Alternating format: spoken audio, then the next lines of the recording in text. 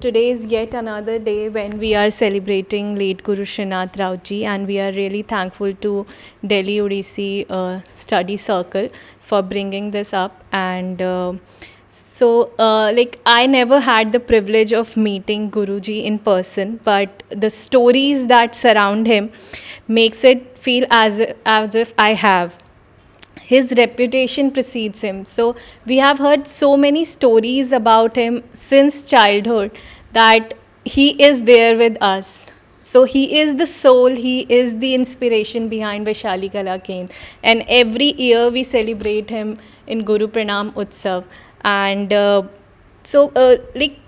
there was whatever stories I have heard, it makes me feel there was so much calm and composure, and it's visible in his choreography as well. हमने उनके जो भी item सीखे हैं उसमें जो उनका नेचर, जो हमने मैम के थ्रू उनके नेचर को फील किया है, वो चीज़ हमें उनके कोरियोग्राफीज़ में भी दिखती हैं, उनके आइटम्स में दिखती हैं.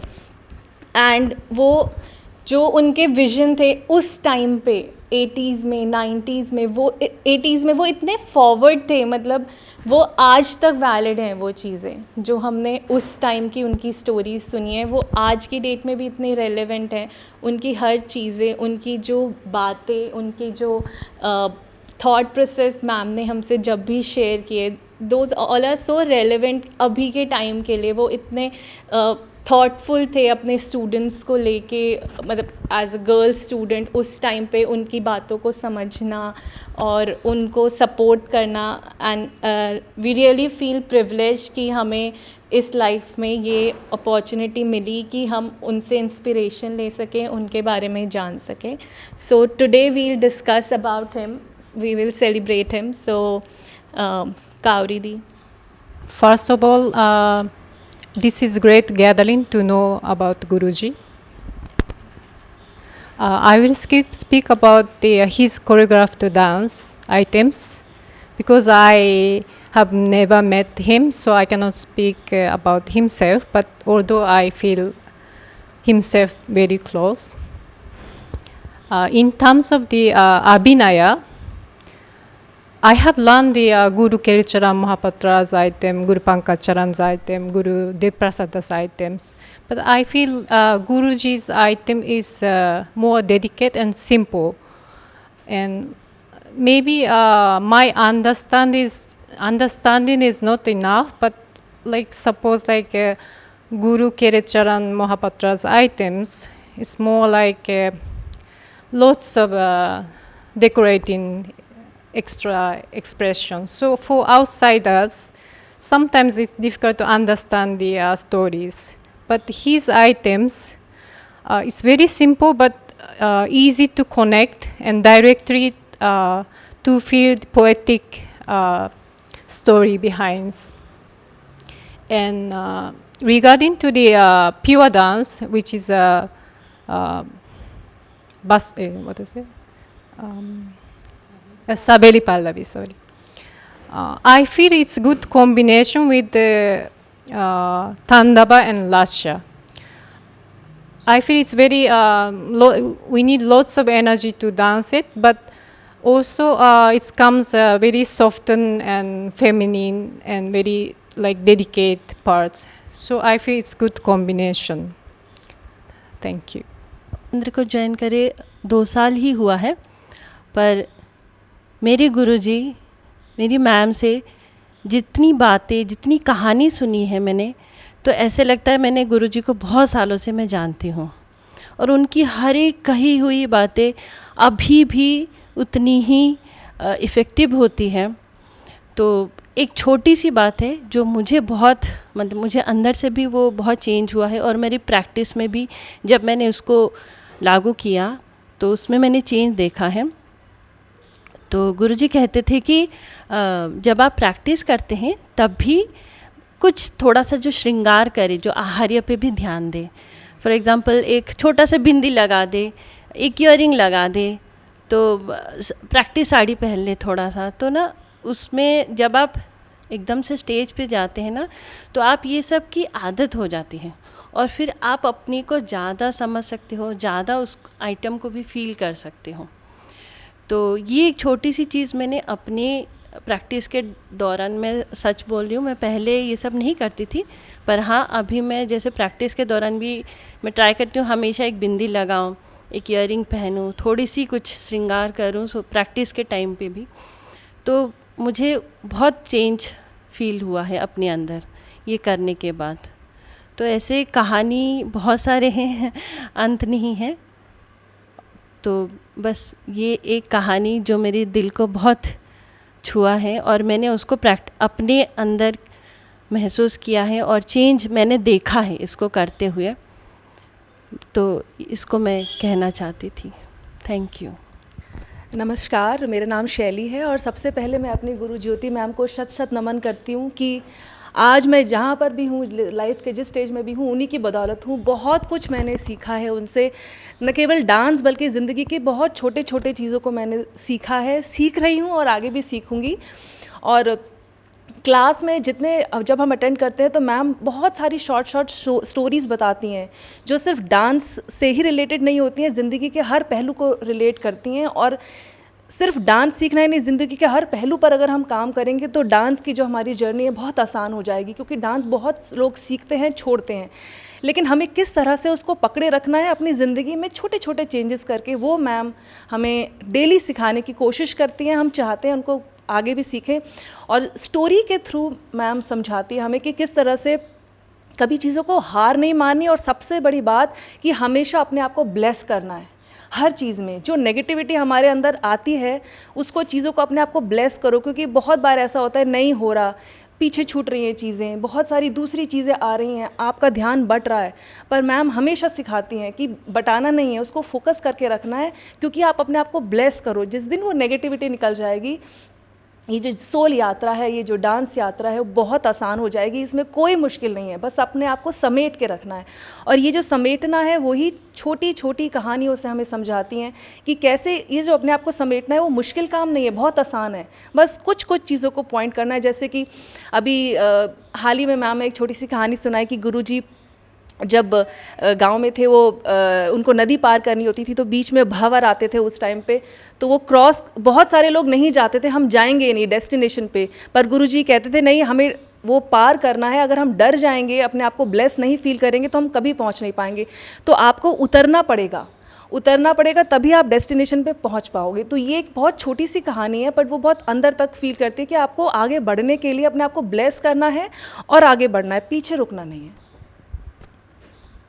नमस्कार, मैं बरनाली हूँ।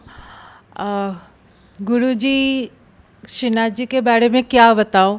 जब से यहाँ पे वैशाली में ज्वाइन किया है, मेरे मैम के थ्रू बहुत सारे स्टोरीज़ बताने चाहूँ तो बहुत है, पर मैं जब भी कोई आइटम सीखने जाती हूँ कि लगता है कि नहीं हो रहा है, तो मैम हमेशा बताते हैं कि उनके गुरुजी कहते थे कि सीखने की कोशिश मत करो, उसको एंजॉय करो, उसको फील करो, वो अपने आप तुम में आ जाएंगे।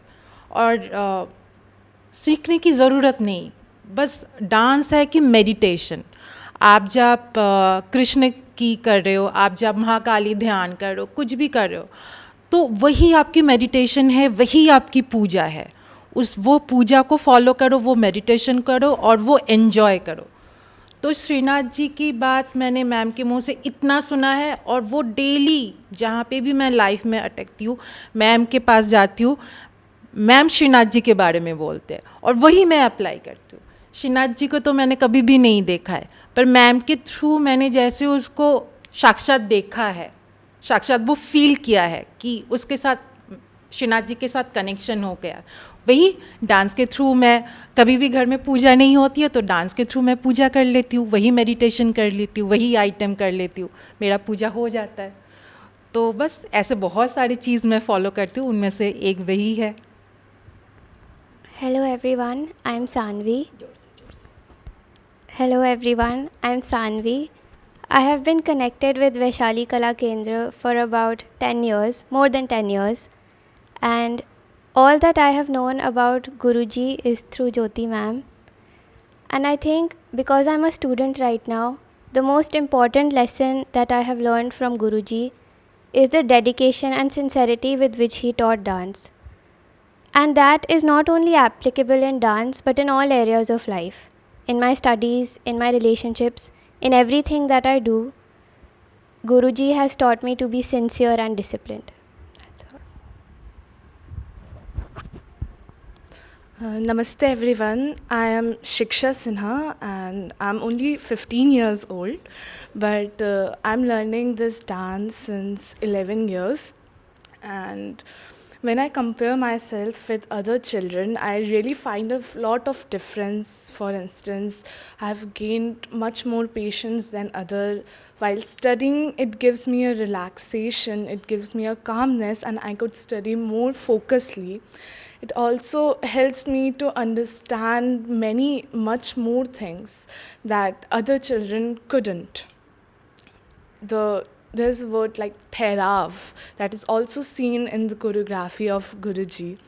And ma'am has also helped me so much in growing in my life to understand all those things that is really not possible to learn or understand at this moment, at this age. So I really want to thank ma'am and Guruji for helping so much and guiding and blessing me. Thank you. नमस्कार सभी को। मैं 2002 से वैशाली कला केंद्र में जुड़ा हुआ हूँ मैम के थ्रू, गुरु ज्योति श्रीवास्तव मैम के थ्रू, और तब से ये अनवरत ये सिलसिला जारी है, ये हमारी ये कला यात्रा। हालांकि बीच में मुझे 2019 में मेजर एक्सीडेंट हो गया, मैंने छोड़ दिया था ये सपना कि अब मैं डांस नहीं कर पाऊँगा। लेकिन मुझे जहाँ तक याद है 10-11 वर्ष पूर्व जिस दिन शो था उसके एक दिन पहले ही मैम को एक्सीडेंट में देखा, पूरा पैर में प्लास्टर लगा हुआ, और उस भाव को देखा कि शो को पोस्टपोन नहीं होने दिया, उस हालत में भी मैम ने किया। और उसको देख करके आज मुझे यही प्रेरणा सदैव मिलता रहा है कि मैं डांस को नहीं छोड़ूंगा, बेशक मैं एक पैर पर करूं।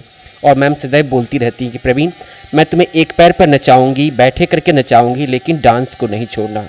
जहाँ तक श्रीनाथ राउत गुरुजी का प्रश्न है, तो जहाँ तक मेरा अपने कम ज्ञान की वजह से जितना जान पाया हूँ, आज तक मुझे कोई ऐसा नहीं मिला है जो इनकी परंपरा को लेके चले सिवाय मैम के। और हर दिन ऐसा कोई दिन नहीं है जो श्रीनाथ राउत जी ऐसा नहीं लगता है कि हमारे बीच में नहीं है। वो हैं, सदैव हमारी गुरु माँ के द्वारा जानी जाती हैं, पहचानी जाती हैं, और जब तक मेरा जीवन रहेगा तब तक वो सामने रहेंगे। धन्यवाद। नमस्कार, मेरा नाम सीलू रॉय है और वैशाली कला केंद्र ज्वाइन किए हुए मुझे 3 साल हुए लगभग। मेरी जर्नी अभी शुरू ही हुई है। इतने कम टाइम में मैंने काफ़ी चीज़ें सीखा यहाँ पे।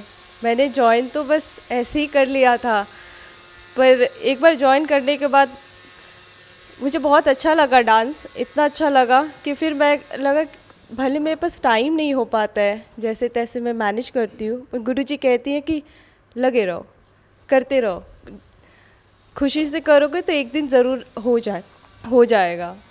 तो मैं कभी छोड़ना नहीं चाहती हूँ, और अभी आगे मैं भी बहुत कुछ सीखना है और बहुत कुछ जानना है। तो यहाँ उपस्थित सबसे पहले मेरे गुरुजी, आप सभी कला प्रेमियों को और डिजिटल माध्यम के रूप से जुड़े हुए रसिकजनों और कला साधकों को मेरा प्रणाम।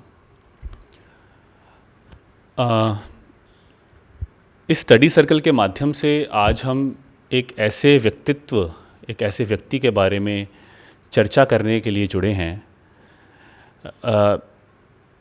जिसके लिए शायद हम एक दिन क्या अनेक वर्ष भी लगा दें तो मुझे लगता है कम है। ये मेरे गुरु के गुरु हैं, तो ये मेरे नाना गुरु हैं। मैं उसी लिहाज से और उसी हैसियत से आज अपने कुछ भाव शेयर करूंगा। करीब 27 वर्ष अपने गुरु के सानिध्य में रहकर मैंने गुरु श्रीनाथ राउत के व्यक्तित्व को केवल एक गुरु स्थान पे नहीं बल्कि एक ईश्वर स्थान पे जाना है। छोटी सी बात, हम जिस क्लासरूम में बैठे हैं वहाँ हमारे गुरुजी का स्थान उसी स्थान पर है जहाँ ईश्वर का स्थान है। तो ये उस व्यक्ति की विशेषताओं को अपने आप में सिद्ध करता है कि कैसे किसी ने अपने जीवन को उस एक व्यक्ति के नाम कर दिया हो। मुझे लगता नहीं कि ये संभव है। हम अपने स्ट्रक्चर्ड लाइफ में जहाँ हमारे रिलेशंस हमारे को स्ट्रक्चर रूप में मिले हैं, हम उनके साथ भी ये रिश्ता नहीं निभा पाते। पर गुरु शिष्य परंपरा का ये अद्भुत नमूना, जहाँ पे एक गुरु और एक शिष्य, उन्होंने अपने जीवन को एक कर दिया हो, और उस मुख्य धारा से आज हम सब अलग अलग छोटी धाराएं निकल रही हैं, और हम सबका गंतव्य एक ही है। ये विचारों का विजय है, ये संस्कारों की विजय है। गुरुजी शायद हम लोग के सामने आज देह रूप में नहीं हैं, मगर आध्यात्मिक रूप से हम पिछले कई वर्षों से गुरुजी को अपने साथ ही महसूस कर रहे हैं। इस क्लासरूम में उनकी तस्वीर होना केवल उनका सम्मान नहीं है, वो उनका स्थान है। हर क्लास में, हर रिहर्सल में, हर कोरियोग्राफी में उनका आशीर्वाद है।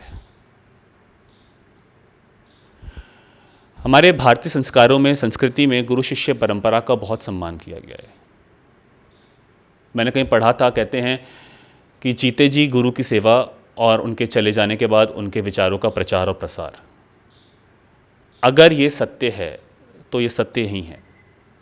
शायद मेरे अंदर वो क्षमता नहीं है, कोशिश प्रयास ज़रूर कर रहा हूँ, पर वो प्रयास भी शायद इसलिए कर रहा हूँ क्योंकि मेरे सामने एक ऐसा उदाहरण है। जब आपके सामने उदाहरण सही होते हैं तो आपके आने वाले कार्य भी सही हो सकते हैं। आप केवल प्रयास करते हैं और प्रयास ही सफल हो सकते हैं। गुरुजी की कोरियोग्राफीज़, गुरुजी के वर्क, गुरुजी की विचारधारा, मैं पिछले 27 वर्षों से अपने नृत्य में, अपने जीवन में, अपने विचारों में देखता आ रहा हूँ। एक कलाकार के रूप में भी अगर मैं बात करूँ तो मुझे लगता है सबसे बड़ी विजय उस कलाकार की है जो आपकी मानसिक स्थिति को परिवर्तित कर दे। वो उन्होंने कर दिया है। अगर वो ये नहीं कर पाते तो आज शायद हम लोग इस समय यहाँ एक साथ उपस्थित नहीं होते। कुछ समय के लिए जब हम क्लास आते हैं तो सोच के देखिए, हम क्या विचार लेके आते हैं और यहाँ पे आके क्या छोड़ देते हैं और फिर यहाँ से क्या लेके जाते हैं। क्या ये संभव है? काम तो हम दिन भर बाकी भी कर रहे हैं ना, ऑफिस भी जा रहे हैं, चीज़ें भी कर रहे हैं, घर को भी चला रहे हैं, पर बैक ऑफ द माइंड हमारी चीज़ें, परेशानियाँ वो चलती रहती हैं। यहाँ पे आके क्यों वो चीज़ें नहीं चल रही हैं? ये किसकी वजह है? ये उस व्यक्ति की वजह है। उन्होंने जो एक आशीर्वाद स्वरूप ऊर्जा जो यहाँ दी है, ये केवल ऊर्जाएं हैं, इसके अलावा कुछ नहीं। आज वो तो नहीं है, उनके सामने लौ जल रही है, उनसे हमें क्या मिल रहा है? सिर्फ एक ऊर्जा मिल रही है। वो ऊर्जा जो है वो निरंतर है, वो अनादि है। अगर वो लौ उन्होंने अपने शिष्य में जला दी और उनके शिष्य के माध्यम से हम सब में भी जलने लगी, तो ये विजय हो गई। मुझे लगता है अगर आज वो वास्तविक रूप में यहाँ पे जीवित होते तो उड़ीसी नृत्य की धारणाओं में, उदाहरण में उनका कुछ एक अमूल्य, मुझे लगता है उनका कंट्रीब्यूशन होता। हम शायद आज उड़ीसी नृत्य को उस तरीके से देख रहे होते जिस तरीके से वो बना था। आज हमने विभाजित कर दिया है। नृत्य कैसे विभाजित हो सकता है? अगर वो नृत्य है तो, और वो विभाजित हो रहा है और वो लिमिटेड हो रहा है, तो कला को हम क्यों निराकार कह रहे हैं? मैं एक छोटा सा उदाहरण देता हूँ। जब मैं उनकी कोरियोग्राफीज़ को परफॉर्म करता हूँ तो स्टेज पर मेरे अलग दिखने के अलावा मैं क्या फील करता हूँ मैं आपको बताता हूँ। उनकी कोरियोग्राफीज़ की खासियत है। खासियत क्या है?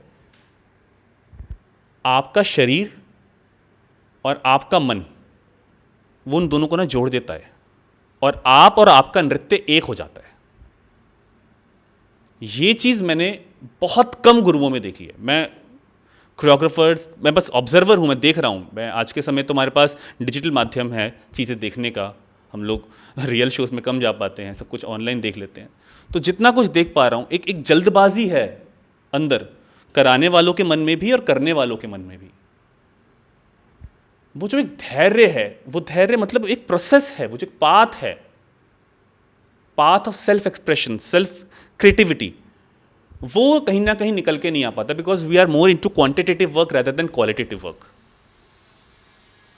अभी ट्रेंड चल रहा है कि भैया हमें आज़ादी का 75वां महोत्सव चल रहा है, तो चलो इस पर कुछ बना दिया जाए।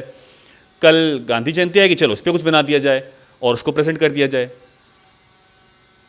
पर इन सब में नृत्य कहाँ है?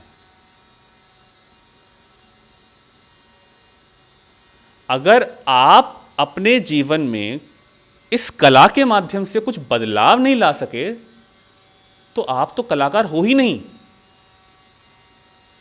आप एक स्किल्ड आर्टिजन हो, आप एक अच्छा काम कर रहे हो, आप हाथ पर चलाना सीख गए, मैं भी सीख गया, बहुत अच्छा, बहुत ज्योमेट्रिकली बहुत करेक्ट डांसर्स हैं हमारे पास। पर मेरे जीवन शैली में क्या चेंज आया? मेरे जीवन शैली में क्या बदलाव आया? उस बदलाव से मैं अगली जनरेशन में क्या बदलाव लाऊं? ये एक लेगेसी है। हम बात कर रहे हैं एक लेगेसी की, हम बात कर रहे हैं, हमारे में यूज़ नहीं करते हैं शब्द घराने की, हम बात कर रहे हैं एक परंपरा की। परंपरा ज़्यादा अच्छा शुद्ध शब्द है। तो परंपरा जीवित कैसे रहेगी?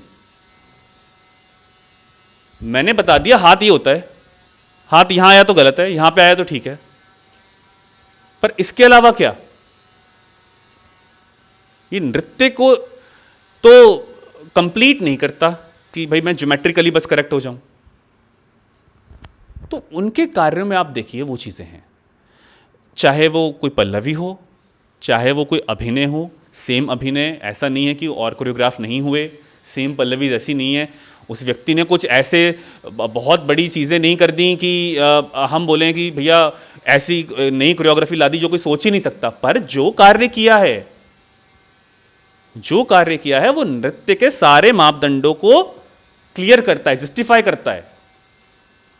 मुझे लगता है एक कलाकार के रूप में, एक गुरु के रूप में, एक व्यक्ति के रूप में, क्योंकि आपकी कला आपकी है। जब मैं आपको कुछ सिखा रहा हूं तो मेरे अंदर से जन्मी है, भले इसको मैंने 9 महीने पेट में नहीं पाला, पर विचारों में तो पाला है ना। आज तो वो मेरे अंदर से ही रही है तो आप ही का अंग। जब वो सोच के निकलती है, सेम जब हम कुछ भी आइटम सीखते हैं, शायद हमारी स्पीड, एक आइटम को आज भी मेरे गुरुजी मुझे ये बोलते हैं कि तुम एक चीज़ को सीखने में सालों लगाते हो, क्योंकि वो जो धीमी आंच पे पक्के मेरे पास आ रहा है, मुझे लगता है मैं अपनी जब अंत सीढ़ी पे भी लेटा हूँगा तो मेरे पास हमेशा ऐसे इट इज़ रहेगा, वो इधर से उधर नहीं होगा, क्योंकि वो धीमी आंच का पका हुआ खाना है, वो मेरा पेट खराब नहीं कर रहा, उसमें मुझे कुछ बदलाव की ज़रूरत नहीं लग रही, अपने आप में बहुत ठीक आ रहा है। और यही जो चीज़ थी, ये मुझे लगता है गुरुजी बहुत दूरदर्शी थे, वो जानते थे, क्योंकि उन्होंने चीज़ें पढ़ी थी। वो बिना पढ़े, आप लॉजिकली भी बात करो तो वो ऐसे नहीं कह रहे थे कि कुछ भी कर दिया, उसमें कोई शास्त्र नहीं जुड़े। शास्त्र अनुशासित ही काम हो रहा है, और नाट्य इति प्रयोगम, नाट्य को तो प्रयोग का मामला है। तो उनको वो चीज़ अच्छी तरह पता थी, हमसे ज़्यादा बेहतर शास्त्र पढ़ के आए थे, बहुत क्वालिफाइड थे। ऐसे व्यक्ति नहीं थे कि अचानक चलो आगे नृत्य करना है, काम करना है, कुछ कमाना है, 4 स्टूडेंट्स ले लो, काम करना शुरू कर दो। उनको पता था वो क्या कर रहे हैं। दुर्भाग्य ये रहा कि वो आज इस चीज को अपनी आंखों के सामने जीवित होता या रहता देख नहीं पा रहे हैं। फर्क बस इतना ही है, उसको प्रैक्टिकल होता देख नहीं पा रहे हैं। पर मुझे लगता है कि उनके सिखाए हुए एक शिष्य ने भी अगर इसको प्रैक्टिकल कर दिया उनकी परंपरा तो चल गई। एक लॉ अगर आपने जला दी तो वो एक लॉ आगे दूसरी लॉ को जला ही देगी कैसे ना कैसे। तो ये जो चीज़ें हैं उनकी कोरियोग्राफीज में, उनकी चीज़ों में, पल्लवीज में, अभिनय के अंदर, कि वो आपको आपके मन से जोड़ दे। जब आप उसे परफॉर्म करो तो वो आइटम आपको अपना लगने लगे। वो आइटम मुझे उस समय गुरु देवप्रसाद दास का या गुरु केलुचरण महापात्र का नहीं लगता, या किसी और घराने का परंपरा का नहीं लगता। मुझे वो आइटम वो एक परफॉर्मेंस अपनी लगती है। मुझे लगता है मैं उड़ीसी नाच रहा हूँ, रदर देन मैं किसी एक प्रेशर लेके नहीं नाच रहा होता। I have to justify Guruji's work. अगर मैं समय समय पर, हमने वैशाली कला केंद्र में बहुत बड़े गुरुओं की वर्कशॉप्स करी, यहाँ पे समय समय पर हमें ये मौका मिलता रहा है कि बाकी लोग भी आएँ और अपने आइडियाज़ हमारे साथ शेयर करें शुरुआत से। पर उस वर्क को जो स्टैम्प करने का एक वो होता है ना, नहीं ये ऐसे, और फिर परफॉर्मर के रूप में हमें उसको परफॉर्म करने का प्रेशर कि नहीं यार उसका काम है वो वैसे ही परफॉर्म करना है, वो मुझे यहां नहीं दिखा। स्वतंत्रता विचारों की, आपकी भाव भंगिमाओं की। वो क्या कहते थे, वो आज भी होता है, आज हम कोई नया आइटम स्टार्ट करते हैं तो सिर्फ 1 महीना हम उस आइटम को पढ़ रहे हैं, सिर्फ पढ़ रहे हैं।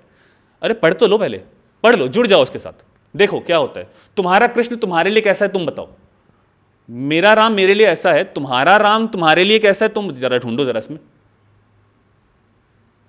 अगर मेरा राम मुझे ऐसे दिख रहा है, मेरा कृष्ण मुझे ऐसे दिख रहा है, और मैं तुम्हें भी वैसा ही दिखाऊं, तो बात तो खत्म हो गई। मजा तो उस बात का है कि मैंने तुम्हें परिचय करा दिया। अब इस परिचय के अंदर तुम अपना कैरेक्टर ढूंढ लो। ये टीचिंग कराने वाले बहुत कम हैं, मैं तो एटलीस्ट नहीं जानता किसी और को। तो अगर हम मैं फिर वही कह रहा हूं, आज हम बात करने बैठे, मैं शायद लंबा खींच रहा हूं, सॉरी, बट अगर हम बात करने बैठे तो पूरा दिन भी छोटा है, कई वर्ष भी लग जाएं तो हम इनकी बातों को कंप्लीट नहीं कर पाएंगे। हर दिन हर चीज़ में कुछ एक नया है, और मैंने एक व्यक्ति को जो मेरे गुरु हैं इनको जीते हुए देखा है ना। तो मुझे लगता है कि इस स्टडी सर्कल के माध्यम से अगर हम ज़्यादा से ज़्यादा लोगों को प्रेरित कर सकें, अवगत कर सकें, हम साक्षात्कार तो कर नहीं सके इनके साथ, पर जब इनका कार्य देखें तो विश्लेषण कर सकें, एक उचित विश्लेषण कर सकें, तो वही सबसे बड़ी श्रद्धांजलि होगी इनको और इनके कार्यों को। और हम इन्हीं के परंपरा ने क्या बोला, हमारे नाना गुरु हैं तो हम इन्हीं की परंपरा, इन्हीं के वंशज हैं। इसको अगर हम मन में रखें और इनके कार्यों को मरने ना दें, तो मुझे लगता है कि ओडिसी में वो एक छोटा सा कमल का फूल सदा खिला रहेगा, और उसकी विशेषता, उसकी सुगंध सदियों तक हमें भी और ऑडियंस को भी महकाती रहेगी। धन्यवाद। मैं बहुत ही शुक्रगुजार हूँ कि मुझे सबके इतने प्रेम भरे और इतने दिल से प्रेरणा भरे जो है शब्द मुझे सुनने को मिले। और मुझे सुन के बहुत अच्छा लग रहा है, क्योंकि मैं ये जानना चाहती हूँ बहुत दिल से कि सभी जो नृत्यांगनाएं हैं और सब किस प्रेरणा के साथ और किस भाव के साथ अपने गुरु की शैली को महसूस करते हैं।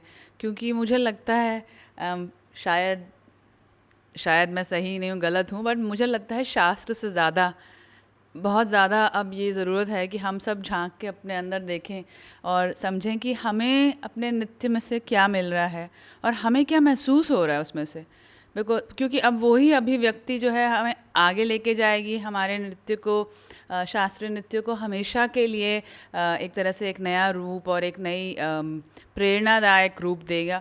और आज जब इतनी नृत्य शैलियाँ हैं दुनिया में और आधुनिक जीवन में सबके लिए बहुत बहुत ज़्यादा चॉइसेस हैं, उसमें ये कि हमें क्या महसूस होता है और हमें मिलता क्या है उससे महसूस करने से, ये बहुत अहम सवाल है। और मैं सबसे ये सुन के बहुत अच्छा लग रहा है कि किसी को श्रृंगार रस की अनुभूति मिलती है और किसी को लगता है कि उनके लिए भारतीय ना होते हुए नृत्य में महसूस करना, नृत्यों में घुसने का एक माध्यम थोड़ा आसानी से मिलता है। उन्होंने बोला कि ऐसा क्या है जो केवल मूवमेंट नहीं है, जो केवल स्टेप्स नहीं हैं, उससे अधिक वो क्या है जो हम उसको अपना के अपना बना लेते हैं उस नृत्य के अंदर। ये जो एक हर एक का अपना एक प्रश्न है, किसी यंग पर्सन के लिए वो ठहराव है, ये सुन के बहुत अच्छा लगता है मुझे कि आपकी क्या विचारधारा, क्योंकि हम सब अलग अलग एक तरह से जनरेशन्स भी हैं, हर 5 साल में अब जनरेशन चेंज आ रहा है, मतलब वो सिर्फ अब तो 10-20 साल का भी फ़र्क नहीं बचा। तो मैं आपने बड़े सुंदर बात बोली थी शुरू में कि जो गुरुजी का चरित्र है वो चरित्र ही जैसे उनके नृत्य में झलकता है। थोड़ा थोड़ा तो उसका ग्लिम्स मिला। तो मैं मैम से ज़रूर जानना चाहूँगी और गहराई में कि गुरुजी का चरित्र जो है वो उनके सारे नृत्य में कैसे आपको मतलब महसूस होता है। सबने थोड़ा थोड़ा बताया, बट आप सबसे अच्छा वो स्तोत्र हैं जहाँ से मुझे महसूस हो सकता है कि इतने नृत्य जो उनके हैं, इतने अभिनय हैं, उसमें उनका चरित्र कैसे झलकता है। और आपने इतने गुरुओं की इतनी शैलियाँ भी देखी हैं, तो और आप गुरुजी के साथ इतना समय बिता चुके हैं, तो मुझे पूरा बहुत उत्सुकता है जानने के लिए कि आपको वो कैसे महसूस होता है। मैं बहुत बड़े धन्यवाद के साथ शुरू करना चाहूँगी। सबसे पहला धन्यवाद तो मेरे बच्चों का, जो लोग मैं तो यूँ ही कुछ कुछ बोलते रहती हूँ और कुछ ज़्यादा ही बोलती हूँ, और ये लोग सब कुछ एक्सेप्ट करते हैं, अच्छा बोलूँ बुरा बोलूँ। दूसरा धन्यवाद श्यामरी भाई का, जिन्होंने ये एक कॉन्सेप्ट हमारे सामने लाया है कि हमें स्टडी सर्कल करना चाहिए, क्योंकि हम परंपराओं की बात बहुत करते हैं, कोरियोग्राफी की बातें करते हैं, बहुत सारी ऐसी बातें करते हैं जो सिर्फ एक प्रैक्टिकल और मंच तक, स्टेज तक सीमित रहता है, जिसका लाइफ के साथ कोई रिलेशन नहीं है। लेकिन जैसा आपने मुझे पूछा, और मुझे बहुत अच्छा लगा ये कि मेरा यही आइडिया शुरू से रहा है, क्योंकि ये आइडिया मेरा नहीं है, ये गुरुजी का ही है। हम बहुत छोटे थे, एक इंसिडेंट सुनाती हूँ, जैसे भारती ने कहा मैं कहानियाँ सुनाती हूँ, क्योंकि मेरी लाइफ अब एक कहानी ही हो गई है। बहुत छोटी थी, गुरुजी सिखाते थे और मैं बहुत शैतान थी। पेड़ पे चढ़ना, पानी में कूदना, जितनी तरह की शैतानियाँ हो सकती है सब करती थी। तो गुरुजी ने एक दिन मुझे बैठाया, और माँ बाबूजी दोनों परेशान रहते थे, इतना शैतान लड़की क्या डांस सीखेगी, 1 मिनट टिकती नहीं है। तो गुरुजी ने बुलाया, बोला बैठो, तू क्या करना चाहते हैं? गुरुजी डांस। तू क्या डांस करेगी? तू तो बंदर की तरह कूदती है, तो डांस तो मंकी डांस करेगी, तो बंदर डांस सीखो, कोई प्रॉब्लम नहीं। क्योंकि मैं क्रिएटिव डांस सीखती थी उस टाइम पे, और मेरा ज़्यादा फोकस उधर ही था। तो मुझे कहती ठीक है, तो तुम ऐसा करो, तुम ओडिसी क्लास मत करो, क्योंकि ओडिसी तो ऐसे नहीं होगा, ओडिसी में तुमको बहुत बदलना पड़ेगा ज्योति, अगर जब तक तुम बदलेगी नहीं तब तक तो ओडिसी नहीं कर पाएगी। और मेरा पता नहीं गुरुजी के प्रति एक इतना प्यार था कि एकदम दिमाग में स्ट्रॉन्ग फीलिंग था, मुझे तो ओडिसी ही करना है। जहाँ, और मैं लकीली बहुत अच्छे लोगों के परिवेश में बड़ी हुई थी, तो वहाँ भाई जी जो थे, वो हमारे घर, भाई जी मतलब विनय चंद्र मुदगिल जी, माधवी मुदगिल के पिताजी, वो हमारे फैमिली फ्रेंड थे। वो अक्सर चाय वाय के टाइम पे घर पे ही होते थे। तो एक दिन वो थे और उन्होंने बोल दिया, नहीं श्रीनाथ जी, आप ये क्यों इसको डांस के लिए इतना बोलते रहते हैं, इसको मत बोलिए, इसका जो होगा गाना होगा। इतना क्या वो बोलते थे, कोकिल कंठी है ये, कि ये तो गाना गाएगी, डांस नहीं कर पाएगी, उसको करने दीजिए, और गाने के साथ इसका उछल कूद सब चलेगा, क्योंकि सुर इसका बिल्कुल पक्का है। वो बात मुझे इतना स्ट्रांगली फील हो गई कि मैं डांस नहीं कर सकती, मुझे तो डांस ही करना है। तो मैंने, जब वो चले गए सब, अकेले में जाके गुरुजी को, गुरुजी मुझे तो डांस ही करना है। वो क्यों ऐसा मुझे बोल के गए? कहते अगर डांस करना है तो डांस के साथ जुड़ो। डांस ऐसा नहीं है कि मैं तुमको चौका सिखा के चला जाऊंगा और तुम डांस कर लोगी, ऐसा तो हो नहीं सकता। तुमको उड़ीसी खाना होगा, उड़ीसी पहनना होगा, उड़ीसी सोचना होगा, तब तुम उड़ीसी कर पाएगी। और सोचो, उस टाइम मेरी सिर्फ 14 साल की उम्र थी। ओवरनाइट, मतलब एक पागल की तरह सोचो। मैंने कहा आज से मैं कुछ ऐसा पहनूंगी नहीं जो उड़ीसी नहीं है, ऐसा मैं कोई खाना ही नहीं खाऊंगी जो उड़ीसी नहीं है, ऐसा करके मैंने गुरुजी का जो वो शब्द था वो इतना स्ट्रॉन्ग था और इतना हार्ट टचिंग था। आप सोचिए 14 साल का बच्चा कैसे, मेरे को तो वर्षों लग गई ये चीज़ सिखाने में लोगों को, जो गुरुजी ने सिर्फ एक डायलॉग में सिखा दिया। वो दिन और आज का दिन कि मेरे को जितना कोई भी कितना भी महंगा कपड़ा हो, जो प्यार मुझे उड़ीसी में दिखता है वो मुझे नहीं दिखता किसी और चीज़ में। कितना भी अच्छा खाना हो, ये जो लोग मेरे साथ उड़ीसा गए उन्होंने देखा है कि उड़ीसा में जाके वो पखाल भात और मांगशो भात और माछो भात ये सब हम लोग खाते हैं, वो कितना प्रेम से खा पाती है, जबकि मैं एक नॉर्थ इंडियन हूँ। तो ये जो चीज़ थी ये गुरुजी ने सिखाया था। गुरुजी ने कहा था कि जब तक तुम्हारा पूरा लाइफ स्टाइल नहीं चेंज होगा तब तक तुम उड़ीसी भूल जाओ। तो बीच बीच में ऐसे कई इंसिडेंट्स आए, उसमें बहुत से डांसर्स से मिलने का मौका मिला, पद्मश्री, पद्म भूषण, पद्म विभूषण, घर पे ही आते थे, सब बातचीत करते थे, लंबी लंबी चर्चाएं, जैसे आज हम बैठे हैं इस तरह की चर्चाएं अक्सर हुआ करती थी गुरुजी के टाइम पे। तो मैं गुरुजी से धीरे से पूछती थी, गुरुजी ये तो ऐसे करती है, ये तो ऐसे खाती हैं, ये तो ऐसे करती हैं, पर ये तो इतनी बड़ी गुरु है, पद्म विभूषण, पद्मश्री, तो फिर ये कैसे हो गया? और आप जब स्टेप बताते हैं तो कोई कर ही नहीं सकता है। तो बोला कि तुम, आज भी मेरे कान में वो उनका डायलॉग गूंजता है, तुम सोचो ज्योति तुमको क्या करना है, पद्मश्री, पद्म भूषण, पद्म विभूषण होना है कि अच्छा उड़ीसी करना है, डिसाइड करो। ये इस लाइन में जाने के लिए अच्छा करना ज़रूरी नहीं है, तुम जो करेगी, तुम डांस तो तुमको भगवान दे के भेजा है, मैं क्या सिखाएंगे तुमको, जो भगवान दे के भेजा उसका रियाज करेगी, तुम्हारा सब हो जाएगा। लेकिन तुम जगन्नाथ के लिए करेगी तो नहीं होगा, उसको सोचो और फिर शुरू करो। तो हर आइटम के पहले महीनों उसको समझाना, फिर उसको सुनना कि तुम समझे कितना, जो कि मैं अभी नहीं कर पाती क्योंकि आजकल हमारी क्लास इतनी लंबी हो ही नहीं पाती है। उन लोगों की थोड़ी होती थी तो उन बेचारों को थोड़ा बहुत मिल गया, बाकी आजकल तो घड़ी देख के क्लास होती है, टाइम होते ही सबको जाना है, तो इतनी लंबी। फिर भी बहुत बार मैंने देखा है कई लोग सोचते हैं यार 8:30 बजने वाले, अभी तक मैम बोली ही जा रही हैं, तो होता है, ये भी होता है।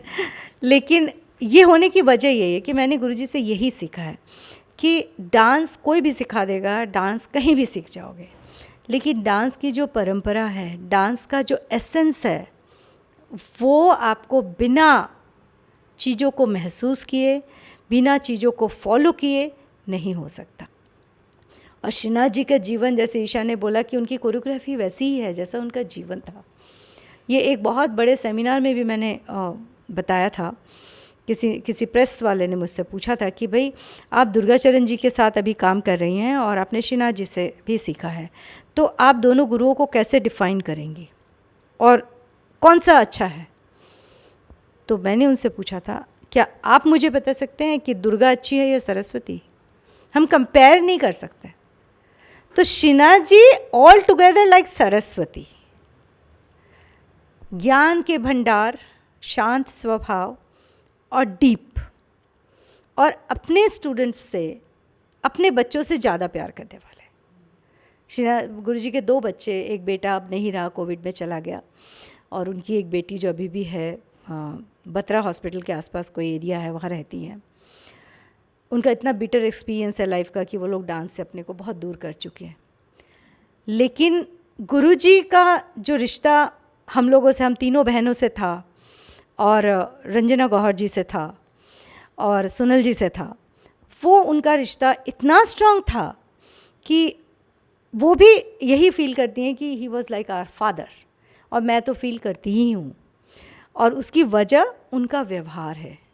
आप यकीन नहीं करोगे, गुरुजी का व्यवहार ऐसा था जिसमें डांट से भरे रहते थे, खूब डांटते थे। ऐसा नहीं कि बहुत पैम्पर कर रहे हैं, प्यार कर रहे हैं, लेकिन उनकी हर डांट में बड़ा मज़ा आता था। मतलब आज अगर मैं कहूँ मज़ा आता था तो शायद आप सोचोगे अच्छा आप तो ठीक है, नॉट दिस। उस टाइम पे जब मेरे को पेड़ से उतार के डांट रहे होते थे तो भी मुझे बड़ा मज़ा आता था। और अब तो मेरी माँ नहीं रही, नहीं तो अगर होती तो उनको बताती कि माँ बोलती थी मैं डांटती हूँ तो आंसू बहने लगते हैं, सीन क्रिएट कर देती है, और जब गुरुजी डांटते हैं तब कुछ नहीं होता।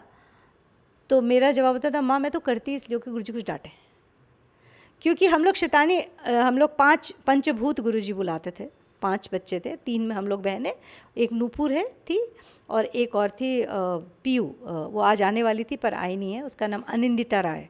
तो हम ये 5 पंचभूत गुरुजी बोलते थे। ये पंचभूत जो थे, हम लोग गुरुजी को जितना गुस्सा दिला सकते हैं उतना गुस्सा दिलाने के लिए हमेशा तैयार रहते थे कि कुछ ऐसा करो गुरुजी को गुस्सा आएगा तो फिर हमको कुछ सुनने को मिलेगा अच्छा अच्छा, क्योंकि वो डांटने के बाद कोई ना कोई एक ऐसी कहानी सुना देते थे हम लोगों को जो आज तक, जैसे मैंने भी पिछले दिनों नाव वाली कहानी सुनाई, इसी तरह की सैकड़ों कहानियाँ गुरुजी की हमें सुनने को मिलती थी, जो हम बाद में जब हम पहले तो प्योर डांस सीखते हैं, जैसे सभी सीखते हैं, अरबी पल्लवी बसंत तक सीख गए। उसके बाद जब अभिनय, जैसे बानी ने अभी बताया अभिनय के बारे में कि उनके अभिनय में जो डेप्थ है, वो डेप्थ वो आज भी नहीं भूल पाती है। उसको तो यूएस में रहते हुए 40 साल हो गए, उसके बावजूद वो अभिनय की जो ट्रेनिंग गुरुजी की और वो उस टाइम बहुत छोटी थी, उस छोटेपन में जो उसने देखा वो आज भी उसको याद करती है। रीज़न कि वो जो हमें कहानियाँ होती थी, उन कहानियों के थ्रू वो पूरा अभिनय सिखा देते थे। जैसे उस बानी ने एग्जाम्पल दिया याही माधव का। अब याही माधव एक 15 साल का बच्चा, क्या अब मैं इसको सिखाने बैठूँ याही माधव का क्या सब समझेगी है। एक खंडिता नायिका है, गुरुजी ने मुझे खंडिता नायिका कैसे सिखाया। तुम डांस करती है, तुमको पापा ने स्ट्रिक्टली मना कर दिया, अब नहीं तुम आज से डांस करेगी, जाओ और जो 10th का बोर्ड है बैठ के खाली पढ़ोगी, दरवाज़ा बंद, खाना तुम्हारा घर में मिल जाएगा, तुम क्या करेगी, करो, करके दिखाओ। ये कमरा है, ये दरवाज़ा है, ये बंद है, तुम कमरे के अंदर, किताब और तुम क्या करोगी। जब मैं किताब को उठाकर सबसे पहले फेंक दूंगी, उसके बाद क्या करोगी, उसका दरवाज़ा धम धम धम धम मारूंगी, उस नहीं खुलेगा, फिर क्या करोगी, तो रोऊंगी, तो रो, बैठो रो और बोलो पिताजी को कि मैं जिंदा नहीं रह सकती इस दरवाजे के अंदर, पढ़ लूँगी मैं, सब कर लूँगी, पर मुझे खोलो तो सही। एक 10th के बच्चे को इससे बढ़िया क्या एग्जाम्पल मिलेगा। और 17 साल की उम्र में जब मैंने याही माधव प्रेजेंट किया, उस पेपर का कटिंग आज भी है, लीला वेंकटरमण का फर्स्ट टाइम सीन याही Madhav is justified by a young dancer. Mostly क्या होता है, याही माधव याही केशव मावद कैतव। गुरुजी कहते थे कि राधा जिसका प्राण है श्री कृष्ण, उसको वो ऐसे कैसे कह सकती है। कोई माँ अपने बच्चे को कहेगी चला जा, अरे जा, चला जा नहीं बोल सकती कोई माँ, तो राधा कैसे बोल सकती। राधा तो माँ से भी ज़्यादा प्रेम करती थी श्री कृष्ण से, तो उसका जो जा है वो कहने का आपका एक ढंग होना चाहिए। तुमको यहाँ से सोचना है कि तुम उसको जा कह रही हो जिसको तुम सबसे ज़्यादा दुनिया में प्यार करती हो। तो किसको कहते हो, गुरुजी आपको, तो ठीक है तुम मेरे को बोलो जा। अब जा बोला ही ना जाए, गुरुजी को कैसे बोलो। और तुम यकीन नहीं करोगे, गुरुजी ऐसा खड़े होते थे, क्योंकि उनका ऐसे मोटा सा पेट था, छोटे से थे, ऐसे खड़े हो जाते थे, बोल जा, बोलो याही माधव, बोलो मैं माधव, मैं खड़ा, बोलो। ऐसे करके उन्होंने मुझे सिर्फ एक लाइन कम से कम 6 महीना चला होगा याही माधव सिखाया। तो आप सोचो, मैं आज भी याही माधव करूँगी तो आई गारंटी कि जो देख रहा होगा उसके आँख से आंसू निकल जाएगा। It's not me actually, it was his training. ऐसा ट्रेनिंग वो देते थे, उन्होंने बहुत ज़्यादा, राहुल ने इतना सुंदर बताया कि ऐसा कोई ब्रह्मांड उल्टा कर देने वाला कोई कोरियोग्राफी करके नहीं रखा उन्होंने कि हम सोचे कि अरे ऐसा कोई कर नहीं सकता, ऐसा कुछ नहीं।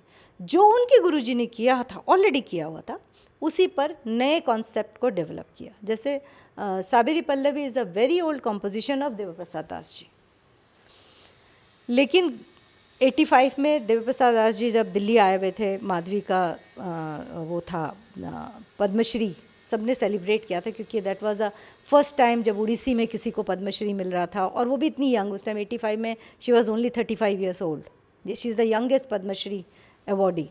तो गुरुजी वहाँ से आए थे, केलू बाबू भी आए थे, बहुत लोग। और मेरा किस्मत अच्छा था, मैं ऐसी जगह में रहती थी जो जस्ट गंधर्व के ऑपोजिट में था, तो इसीलिए सब लोग हमारे घर आराम से, और मेरे पापा बहुत ब्रॉड हार्टेड पर्सन थे, तो सब हमारे घर खाना पीना, क्योंकि सबको मालूम है गंधर्व में आएगा खाना तो ढाबे से आएगा, ज्योति के घर चले जाएंगे तो उसकी माँ खाना बना के खिलाने वाली है, तो सब आ जाते थे, तो खाना वाना बनता था। गुरुजी भी बहुत खुश, गुरु माँ भी माँ के साथ हेल्प में रहती थी। तो ये सब हो रहा है तो गुरुजी ने मेरे सामने की बात है कि देव प्रसाद जी को बोला, गुरुजी मैं जो साबेरी पल्लवी है उसका मैंने एक कॉन्सेप्ट सोचा है, क्योंकि मैंने जब उसका ध्यान श्लोक पढ़ा तो मुझे ये कॉन्सेप्ट सामने आया, वही साबरी वाला। तो मैं इस पल्लवी को उस डायरेक्शन से बनाऊंगा और मेरा खास फोकस ये है कि ये दो लड़की खड़ी है, ये लोग दो, गुरुजी शैतान बोलते थे, ये जो दो शैतान हैं, ये दो शैतानों का जो हरकत सब है ना, वो मुझे बिल्कुल लगता है कि जैसे ये एक सबरी है, ये दोनों सबरी है। तो हम लोगों से वो मूवमेंट डांस के नहीं कराते थे, कैसे पेड़ पे चढ़ेगी, चढ़ गई, अचानक में आ गया, कैसे उतरेगी, नहाने जाएगी, तेरा कपड़ा गिर जाएगा, कैसे छुपाएगी, इस तरह के हज़ारों एग्जाम्पल हमको देते थे और हम दोनों वो सब करते थे, और उस बेसिस पे उन्होंने साबरी पल्लवी को क्रिएट किया। तो वो जो ईशा का वर्ड था कि गुरुजी का चरित्र ही गुरुजी का कंपोजिशन है, वो यहीं पे प्रूफ होता है कि उनके चरित्र में ये चीज़ थी कि जो नेचर में है उसको डांस में डालो। खाली त्रिभंगी चौका त्रिभंगी चौका त्रिभंगी चौका को, त्रिभंगी चौका एक बेस लाइन है जिसको आपको फॉलो करना है, और ये वो बोलते थे, मैं नहीं बोल रही, लेकिन उसको फॉलो करते हुए आप नेचर को क्रिएट करो। और उसके लिए जैसे मैंने बताया कि मैं पेड़ पे बहुत चढ़ती थी, शायद इसीलिए गुरुजी कहते थे कि ज़िंदगी में कभी फंस जाओ तो किसी पेड़ को देखो और उससे पूछो कि मैं क्या करूं। कहीं कुछ घट जाए तो उस पेड़ को देखो कि वो क्या करता है। उसका एग्जाम्पल उन्होंने एक बहुत सुंदर दिया था कि एक दिन ऐसे ही गर्मियों का मौसम था, तो गर्मियों में क्या होता है, पत्ते बहुत कम होते हैं, और हमारे घर में बहुत पेड़ थे। तो एक पेड़ को ऐसे ही जामुन का पेड़ था, उसको दिखाते बोला, देखो इतना गर्मी में जामुन कितना अच्छा मीठा मीठा निकल रहा है, तुम लोग खा भी रही हो, लेकिन देख रही हो ऊपर से पत्ता कितना गिर गया है। और सच्ची में जामुन तो खूब उस टाइम होते हैं, लेकिन जामुन के पत्ते बहुत गिरते हैं। अभी जैसे ही ये मौसम ख़त्म होगा तब देखना कि वहाँ क्या होता है। तो हम लोग तो गुरुजी का शब्द हम लोगों को कान में एकदम रिकॉर्डेड रहता था। तो जैसे ही थोड़ा गर्मी का मौसम गया, बरसात आई, तो देखा कि अरे जो ऊपर वाला जैसे खूंटा टाइप का होता है, वो मैंने अभी कुछ दिन पहले ये नीम पे भी देखा, और वही चीज़ याद आ गई मुझे कि वो पत्ता जो झड़ के गिर गया तो वहाँ पे ड्राई सा ऐसे रहता है, लकड़ी जैसा, जो पेड़ का जो तना होता है। लेकिन जैसी बरसात आती है वो तना जो ऐसा लगता है कि अब ये गया, वहाँ पे छोटे छोटे अंकुर, छोटे छोटे पत्ते निकलने लगते हैं। तो तब गुरुजी ने कहा था, सुना था और हाँ देखा। फिर गुरुजी ने जब पूछा तो बोल दिया, हाँ गुरुजी वो बारिश आती है उसमें से पत्ते आने लगे। तो आपने क्या सीखा उससे? कोई आइटम आप नहीं, क्योंकि उस टाइम पे हम लोगों को जो वो सिखा रहे थे वो था ये थोम थे, जो सबसे डिफ़िकल्ट आइटम है, और हम लोग लगता था वो ना ही करना पड़े तो अच्छा है, क्योंकि उसमें पूरा चौका बैठ के बार बार करना है। तो कहते देखो जैसे तुम लोग का दोनों का कब से मैं सिखा रहे हैं, तुम लोग का थोम थे और हो नहीं रहा है, और स्पेशली वो थे दा करते ता हम ता हा ता ये ओके नहीं दे रहा था। तो तुम लोग क्या करती हो, ये आइटम को प्रैक्टिस भी नहीं करती, परफॉर्म तो दूर ही रहे, जब प्रैक्टिस ही नहीं है तो परफॉर्मेंस कहाँ से होगा। जबकि ये गुरुजी का सबसे स्ट्रॉन्ग आइटम है, ये देव प्रसाद दास घराना का आइडेंटिटी है, और वो तुम लोग करती नहीं है। तो तुमको वो पेड़ को देखना है, झड़ गया, पत्ता ख़त्म हो गया, कुछ नहीं है, हमको ऐसा लग रहा है कि वहाँ अब कुछ नहीं होगा, अब जो है उसके नीचे नीचे पत्ता रहेगा, ऊपर तो वो ड्राई रहने वाला है। लेकिन जैसी बारिश आई उसमें पत्ता खिल गया। तो अब तुम्हारा बारिश क्या होगा? हम सोचे हमारा बारिश हम कैसे, मतलब कैसे होगा, नहीं समझ में आई बात, हवा में निकल गई। सोचो तो क्या हुई बारिश? कौन गेस कर सकता है? मेरे बर्थडे के दिन गुरुजी अच्छा सा गिफ्ट लेके आए। एक तो कुछ हाथी दांत का कुछ क्लिप था, मैं छोटे छोटे जैसे बच्चों का होता है, क्लिप था, कुछ था, एक रिबन था, उस ज़माने में रिबन बांधने का बहुत वो था, कुछ सॉक्स थे, ऐसे एक बॉक्स लेकर के आया और बर्थडे में दिया। बोला अगर तो तू खुश हो गई ये देख के तो तेरा आज हो गया तुमते ही, और अगर नहीं हुई तब तो फिर कुछ सोचूंगा।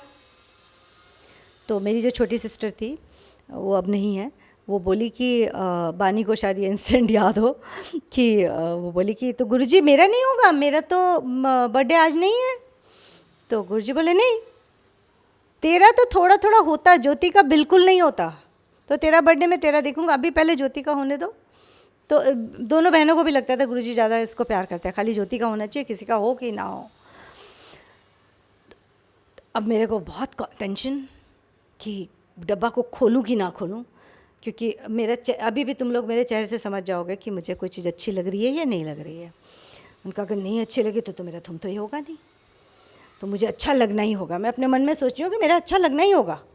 लेकिन बाई चांस की बात थी कि जैसे ही खोला, मुझे अभी भी याद है, राहुल भी मुझे एक ला के दिया है वो हाथी दाँत का डब्बा, वो देख के उसको संभाल के इसलिए रखी, वो गुरुजी का क्लिप तो कब का खो गया, हाथी दाँत का एक क्लिप, वो देख के मुझको बड़ी खुशी है। बाकी चीज़ों से कोई खुशी नहीं, इसलिए मुझे याद भी नहीं कि क्या था।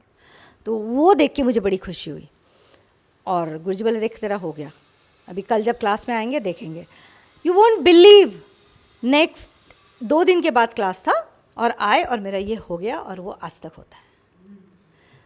तो वहाँ से आज मैं उस चीज़ को समझ पाती हूँ कि वो जो हमारे मन में जो एक स्पार्क आता है, जो गुरुजी समझाना चाह रहे थे पेड़ के पत्ते के थ्रू, कि वो एक स्पार्क चाहिए, और आज के बच्चों में उस स्पार्क की मुझे कमी दिखती है। इसलिए जैसे बरनाली कई बार बोलती है अपनी बेटी के लिए बहुत परेशान है, वो कर नहीं रही है, जिस मतलब जितना उसका एज हो गया, जितने दिन से वो कर रही है उस हिसाब से कर रही है वो, पर हाँ वो रिज़ल्ट नहीं दे पा रही है जो उसको देना चाहिए, जो ये लोग दे चुकी सामने बैठी हैं।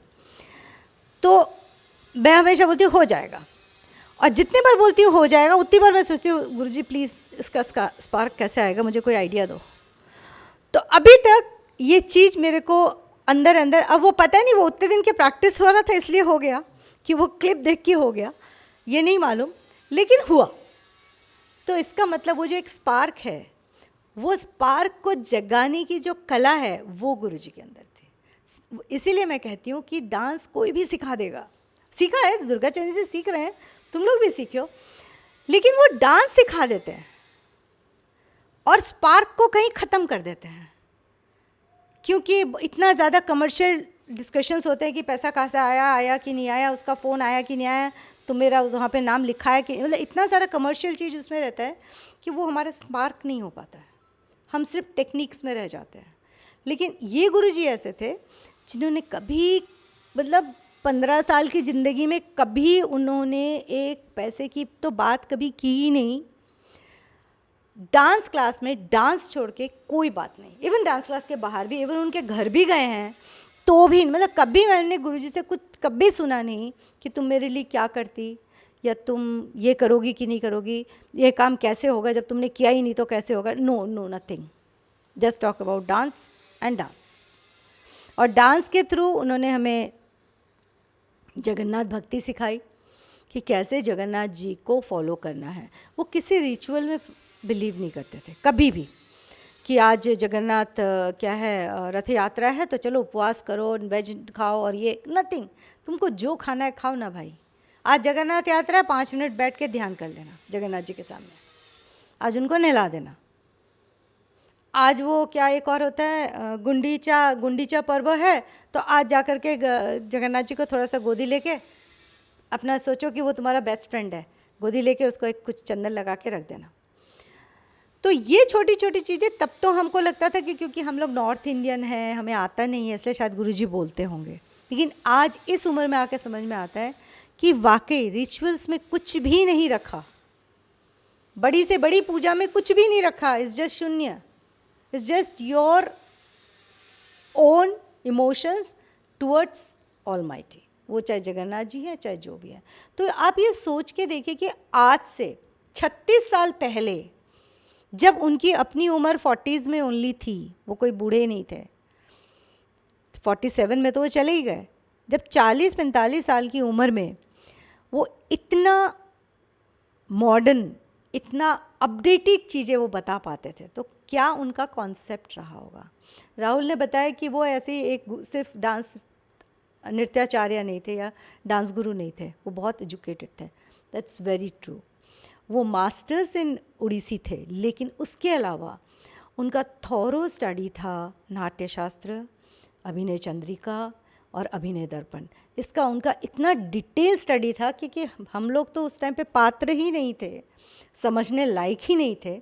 उसके बावजूद जब आज नाट्यशास्त्र पढ़ती हूँ तो अचानक किसी जगह में आ गया, अरे गुरुजी ने ये बात कही थी, अरे हाँ गुरुजी जब डिस्कशन करते थे सेमिनार्स में तो ये चीज़ बोलते थे।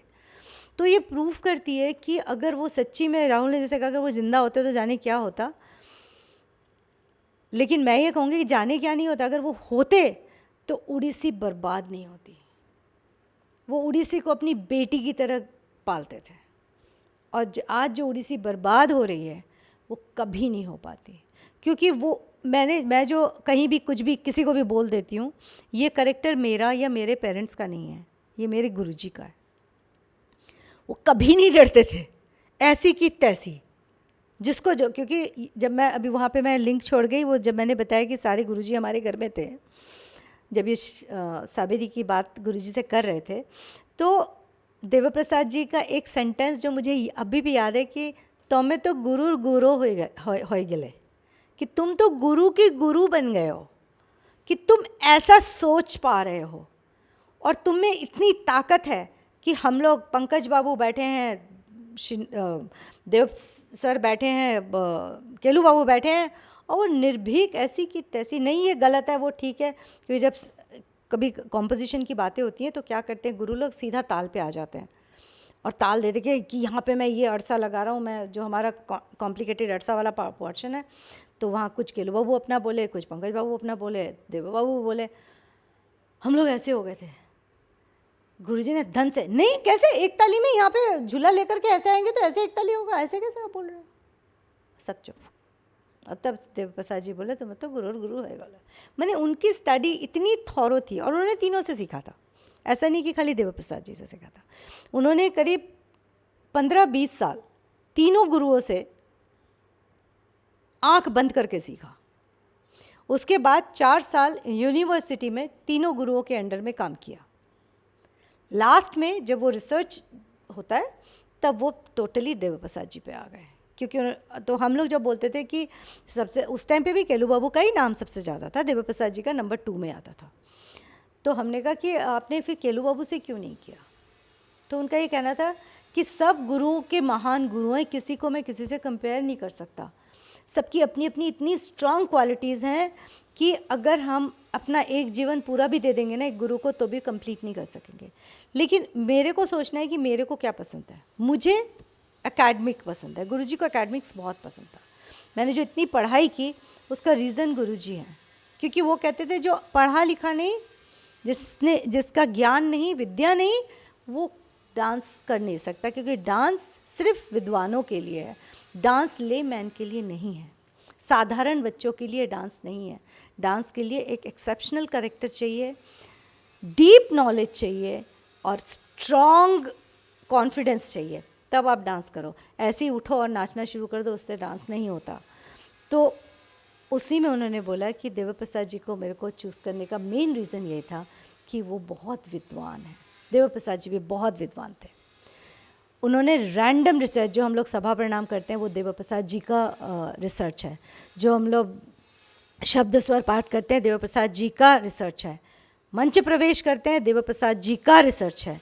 जितने भगवान इंट्रोड्यूस हुए हैं हमारे उड़ीसी में, सारे भगवानों का श्लोक, इष्ट देव श्लोक जो है वो देव प्रसाद जी का रिसर्च है। बाद में सब ने अपने अपने तरह से उसको स्ट्रक्चर किया है, लेकिन Dev Prasad ji was real researcher. इतना रिसर्च उस ज़माने में किया है जब 100 में कोई एक आदमी रिसर्च करता था। और आज ये स्टडी सर्कल में मुझे इतना अच्छा लग रहा है, और मैं गुरुजी अगर होते तो बोलती कि गुरुजी आपने, मुझे आज ये फील हो रहा है कि आपने मुझे जो सिखाया बहुत तो नहीं पर चलो कुछ के हाथ में तो दे पाई, कुछ तो दे पाई। जब मैंने ये सफ़र शुरू किया था तो मैंने मतलब गुरुजी तो मृत्युशैया में थे, और जब उनकी चिता जल रही थी तो मैंने यही प्रॉमिस किया था कि गुरुजी पता नहीं मैं क्या कर पाऊँगी, पर जो आप सिखा गए उसको मैं, उसकी चिता नहीं जलने दूँगी, उसको मैं ज़रूर बचाने की कोशिश करूँगी। और तब से मेरे मन में यही हो, सारी दुनिया ट्रांसफ़र के चक्कर में सारी दुनिया घूमी, जिस भी दुनिया के कोने में रही, इस पर काम किया और बस एक ही इच्छा थी, कोई एक सिंगल कभी तो मिलेगा जो इसके वैल्यू को समझेगा और इसको कंटिन्यू करेगा।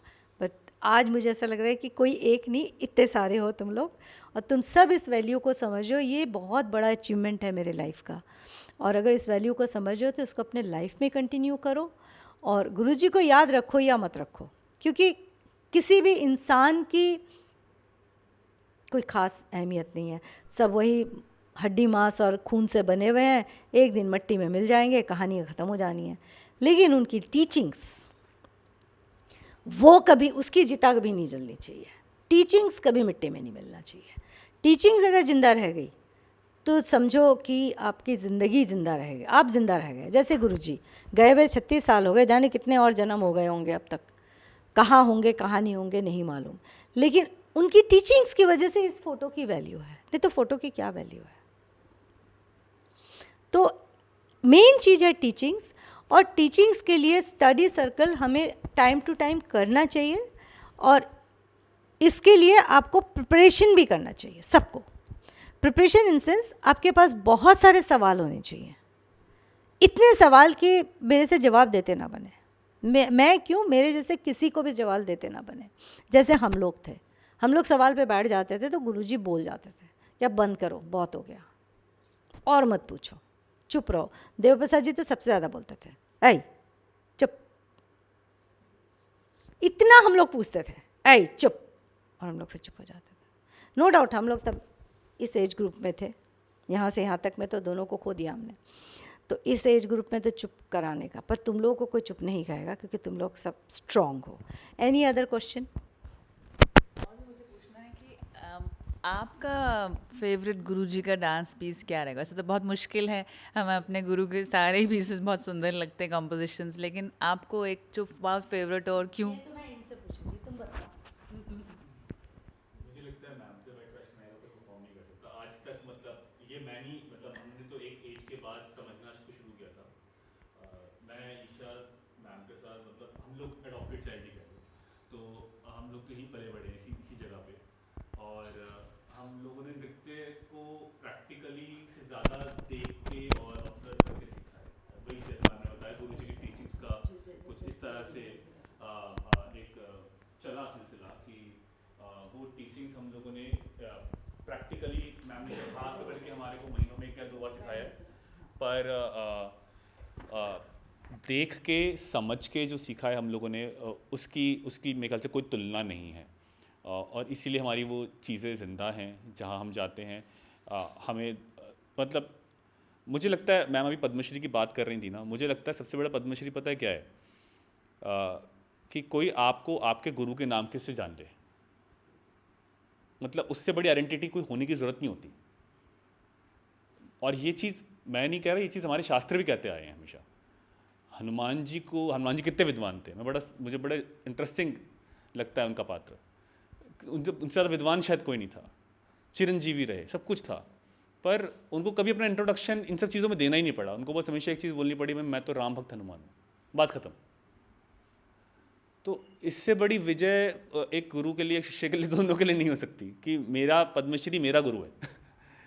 मैम की चीज़ें, मैम की बातों में उनका पद्मश्री उनके गुरु जी हैं, इसलिए मुझे हमेशा सेटिस्फाइड देखी। कभी मुझे उनके मन में वो एक ऐसा नहीं है कि हमारे गुरु जी ने काम नहीं किया या वो नहीं कार्य कर रहे हैं, पर उन्होंने कहा मुझे किसी रिकॉग्निशन की ज़रूरत नहीं है, क्योंकि मेरी जर्नी अलग है। मेरी जर्नी इसके लिए नहीं है, इस एक सम्मान के लिए नहीं है ना। मेरी जर्नी उस व्यक्ति के लिए है, उनके विचारों को ज़िंदा रखने के लिए है, इसलिए उनका सारा जो एफर्ट है वो इसमें होता है। ये हमारी प्रयोगशाला है, सारा प्रयोग यहाँ होता है, हमें बाहर करने की ज़रूरत नहीं पड़ती। तो आइटम के बारे में आपने जब बात करी, मुझे लगता है, और हम लोग कुछ दिन पहले डिस्कस भी कर रहे थे चीज़ शायद, कि अष्टनायिका मैं आज भी आँख बंद करके कह सकता हूँ, पर आपने जो उसमें एलिमेंट्स डाले हैं, अमेजिंग। ये मेरा है कॉन्सेप्ट। हमने जो भी गुरुजी की कोरियोग्राफी सीखे उसमें मेरा पर्सनल फेवरेट सावेरी पल्लवी है, बिकॉज़ उसमें एक परफेक्ट बैलेंस है लास्य तांडव दोनों का, और मतलब वो आप वो आइटम से मुझे ऐसा लगता है कि एक हैप्पीनेस हमेशा आपको मिलेगी। आप कैसी भी सिचुएशन में वो आइटम जब भी परफॉर्म करोगे, आप अंदर से हैप्पी फील करोगे वो परफॉर्म करके। एंड उसमें बहुत ही परफेक्ट बैलेंस है दोनों चीज़ों का। तो मुझे गुरुजी कोरियोग्राफीज में वो मतलब पर्सनल फेवरेट मेरी वो ये।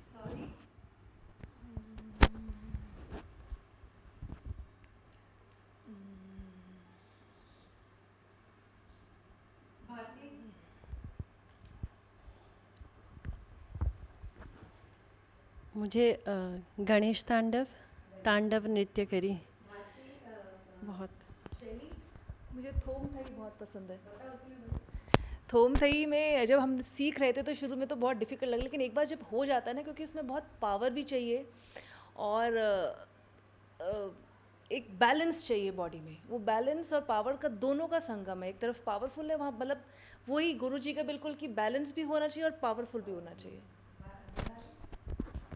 मैं तो जैसे राहुल ने बताया था कि कोई भी आइटम करने से पहले उसके साथ मैम इतना कनेक्शन कर देते हैं कि, और वो आइटम जब मैं गुरु प्रणाम उत्सव में करती हूँ, जैसे लगता है कि वो आइटम मेरे लिए ही है। इवन ऐसा भी कभी कभी, सॉरी टू से, जेलस फील होता है कि ये आइटम तो मेरे लिए ही था, वो क्यों परफॉर्म कर रहे हैं। वो कनेक्शन इतना हो जाता है। या तो मैम अगर कह दिया कि तुम इस प्रोग्राम में नहीं हो, पर वो आइटम हो रहा है, मुझे लगता है कि नहीं, वो तो मेरा आइटम है, मैं क्यों उसमें नहीं हूँ। तो वो श्रीनाथ अपने 2 आइटम में यहाँ पे इतने प्रैक्टिस किए मैंने, इतने प्रैक्टिस कराए थोमथई और अश्वम। मैंने शायद लाइफ लॉन्ग प्रैक्टिस की, इसलिए जब कोई भी थोमथई और अश्वम को करता है तो मुझे लगता है थोमथई जैसे स्पेशली वो फीलिंग्स तब होता है जब वो आइटम एक बार गुरु प्रणाम उत्सव में कर लिया। वो एक थोमथई के साथ है, सावेरी पल्लवी के साथ है, कहीं भी प्रोग्राम के बाद सावेरी पल्लवी हो रहे, वो तो मेरा आइटम है, थोमथई हो रहे, वो तो मेरा आइटम है। तो वो कनेक्शन जुड़ जाता है, वो जेलस फील भी होता है कि मेरा आइटम है वो। कोरियोग्राफर का सक्सेस ये नहीं है कि वो आइटम कितना सुंदर बना है। कोरियोग्राफर का सक्सेस ये है कि जो डांस करे वो उससे कनेक्ट हो जाए। आप बताइए। जैसे ईशा दीदी ने बोला साबेरी पल्लवी, तो मैंने पहली बार साबेरी पल्लवी ईशा दीदी और भैया के साथ किया था। तो उसको करने के लिए भी उनके साथ स्टेज शेयर करना मेरे लिए बहुत बड़ी बात थी और मुझे उनके डांस को मैच करना था। तो इसलिए इतना ज़्यादा स्ट्रेस और टेंशन थी, बट वो आइटम इतना सुंदर है, उसकी कोरियोग्राफी इतनी सिंपल और म्यूज़िक इतना सुंदर है कि इतने सारे स्ट्रेस और टेंशन के बाद भी मुझे उसको करने में बहुत मज़ा आया था। तो हम लोग शुरू हुए थे कि मेरा कौन सा फेवरेट आइटम है, ये इसने क्वेश्चन पूछा था। तो देखो कितनी अच्छी चीज़ है कि हम लोग सब एक ही सूत्र में बंधे हुए हैं और सूत्रधार जो हैं वो गुरुजी हैं। साबेरी पल्लवी गुरुजी का फेवरेट आइटम था, साबेरी पल्लवी तुम सबका फेवरेट आइटम है, साबेरी पल्लवी मेरा भी फेवरेट आइटम है गुरुजी की कोरियोग्राफी में। तो सोचो हम लोग सारे के सारे एक ही माला में जुड़ गए हैं। सो आई होप हमारी जर्नी और अच्छी होने वाली है। Any other question? अपना नाम तो बताओ, अपना नाम, अपने गुरुजी का नाम। प्रणाम सबको, मैम आपको भी। मैम मेरा नाम तनुजा पराशर है और मैं पद्मश्री कुमकुम महांती की शिष्या हूँ। एंड मेरा सवाल ये था कि ये सुन के पहले तो मेरे को सब बहुत अच्छा लगा कि मतलब मैं भी डांस 3 साल की उम्र से सीख रही हूँ, जब मेरे को 3 साल का उम्र था। तो मेरे को आज भी I am studying law, but आज भी मेरे को कोई पूछे तुम्हारा इंस्पिरेशन को है, मैं मम्मा पापा किसी का नाम नहीं लेते, मैं बोलती गुरुजी, क्योंकि उनसे जो टीचिंग सीखे वो लाइफ के हर फील्ड में एप्लीकेबल हो जाते हैं। तो मैं उनको भी पूछती थी, उनसे भी एक जवाब सुना है और दूसरों से भी सुना है। आपसे पूछना चाहती हूँ, डांस जब ओरिजिनेट हुआ किसी भगवान जी से या वो से, वो एक ही था, वो नृत्य था। जब तीनों महागुरु ने उनको कोरियोग्राफ करा, तीनों फॉर्म बन गए, क्या कारण था कि जो प्रोपेगेट हुआ वो 3 अलग अलग फॉर्म में हुआ, ना कि एक ओडिसी नृत्य की तरह? बहुत सुंदर सवाल है और ये सवाल जन्म भर मेरे को सताता रहता है, वो आज भी सताता है कि जब हमारा बाप एक है तो हम 3 अलग कैसे हो गए। उड़ीसी हमारा बाप ना, उड़ीसी हमारा धर्म है, उड़ीसी हमारा चरित्र है, तो हम 3 भाग में बट क्यों रहे हैं? ये कहीं ना कहीं प्रेस की गलती है, मीडिया की गलती है। क्योंकि मैं पर्सनली तीनों गुरु से मिली हूँ और तीनों में से किसी का भी ऐसा विचार नहीं था कि मैं तो ऐसे करता हूँ तुम ऐसे करते हो। नो, जब तीनों साथ बैठते थे तो कोई चर्चा ही कर रहे होते थे और उनकी चर्चाएं इतनी सुंदर होती थी कि आप यकीन नहीं करोगे कि भूख से जान निकल रही होती थी, खाना लगा हुआ होता था पर हम हिलते नहीं थे कि नहीं जब तक गुरुजी का बात ख़त्म नहीं होगा तब तक नहीं हिलेंगे, सुनना है। तो इसका मतलब क्या है कि तीनों में कोई मतभेद नहीं था। हाँ, तीनों के प्रेजेंटेशंस अलग अलग है, वो तो देखो मैंने सिखाया इसको भी, उसको भी, उसको भी, पर जो राहुल नाचेगा वो ईशा नहीं नाचेगी। जो ईशा और राहुल नाच रहे हैं वो शिक्षा नहीं नाच रही है, क्योंकि सबका अपना एक पर्सनालिटी है और उस पर्सनालिटी के हिसाब से चीज़ों का बदलाव नहीं कहेंगे इसको, चीज़ों का डेवलप होना बहुत नेचुरल है। और dance is all about your inside. अगर मैं अंदर से jealous, competitive, very cricket kind of person, तो मैं कैसे सोच सकती हूँ कि मैं हल्के से वो हटाऊंगी और देखूंगी और मुस्कुराऊंगी और देखने वाले जो है उसमें डूब जाएंगे? कैसे होगा? नहीं होगा। मेरे को पहले अंदर से वैसा होना होगा ना, तब मेरा भाव जो है वहाँ तक जाएगा, नहीं तो नहीं जाएगा। तो यही गुरु लोगों के साथ हुआ कि उन्होंने कोई घराना नहीं बनाया, उन्होंने तो अपने अपने ढंग से सिखाया, सीखो करो। लेकिन हम जैसे कुछ लोग जिन्होंने ना तो सीखना था ना तो काम को ठीक से करना था, बस अपना नाम कमाना था, तो अपनी क्या कहना चाहिए, अपने स्वार्थ में या अपने सेल्फ सेंटर्डनेस में उन्होंने बातों को, और क्या होता है खासकर हिंदुस्तान में कहीं ना कहीं हम लोग बहुत पैदल हैं दिमाग से, हम खुद नहीं सोचते हैं, हम दूसरे के दिमाग से सोचते हैं। चार आदमी बोल देगा ईशा नहीं अच्छा नाचती है, तो हम सब बोलने लगे नहीं वो नहीं अच्छा नाचती है। हमारा अपना कोई विचार ही नहीं कि जाके देखती हूँ पहले वो करती कैसे, उसको देख तो लूँ, उससे मिल तो लूँ, ऐसा नहीं होता।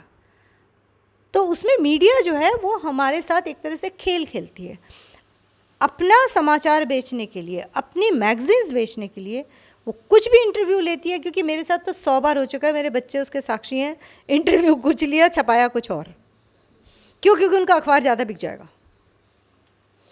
तो ये होते होते ही आज हम इस गटर पे आ गए हैं कि आज उड़ीसी का अस्तित्व डमाडोल हो रहा है।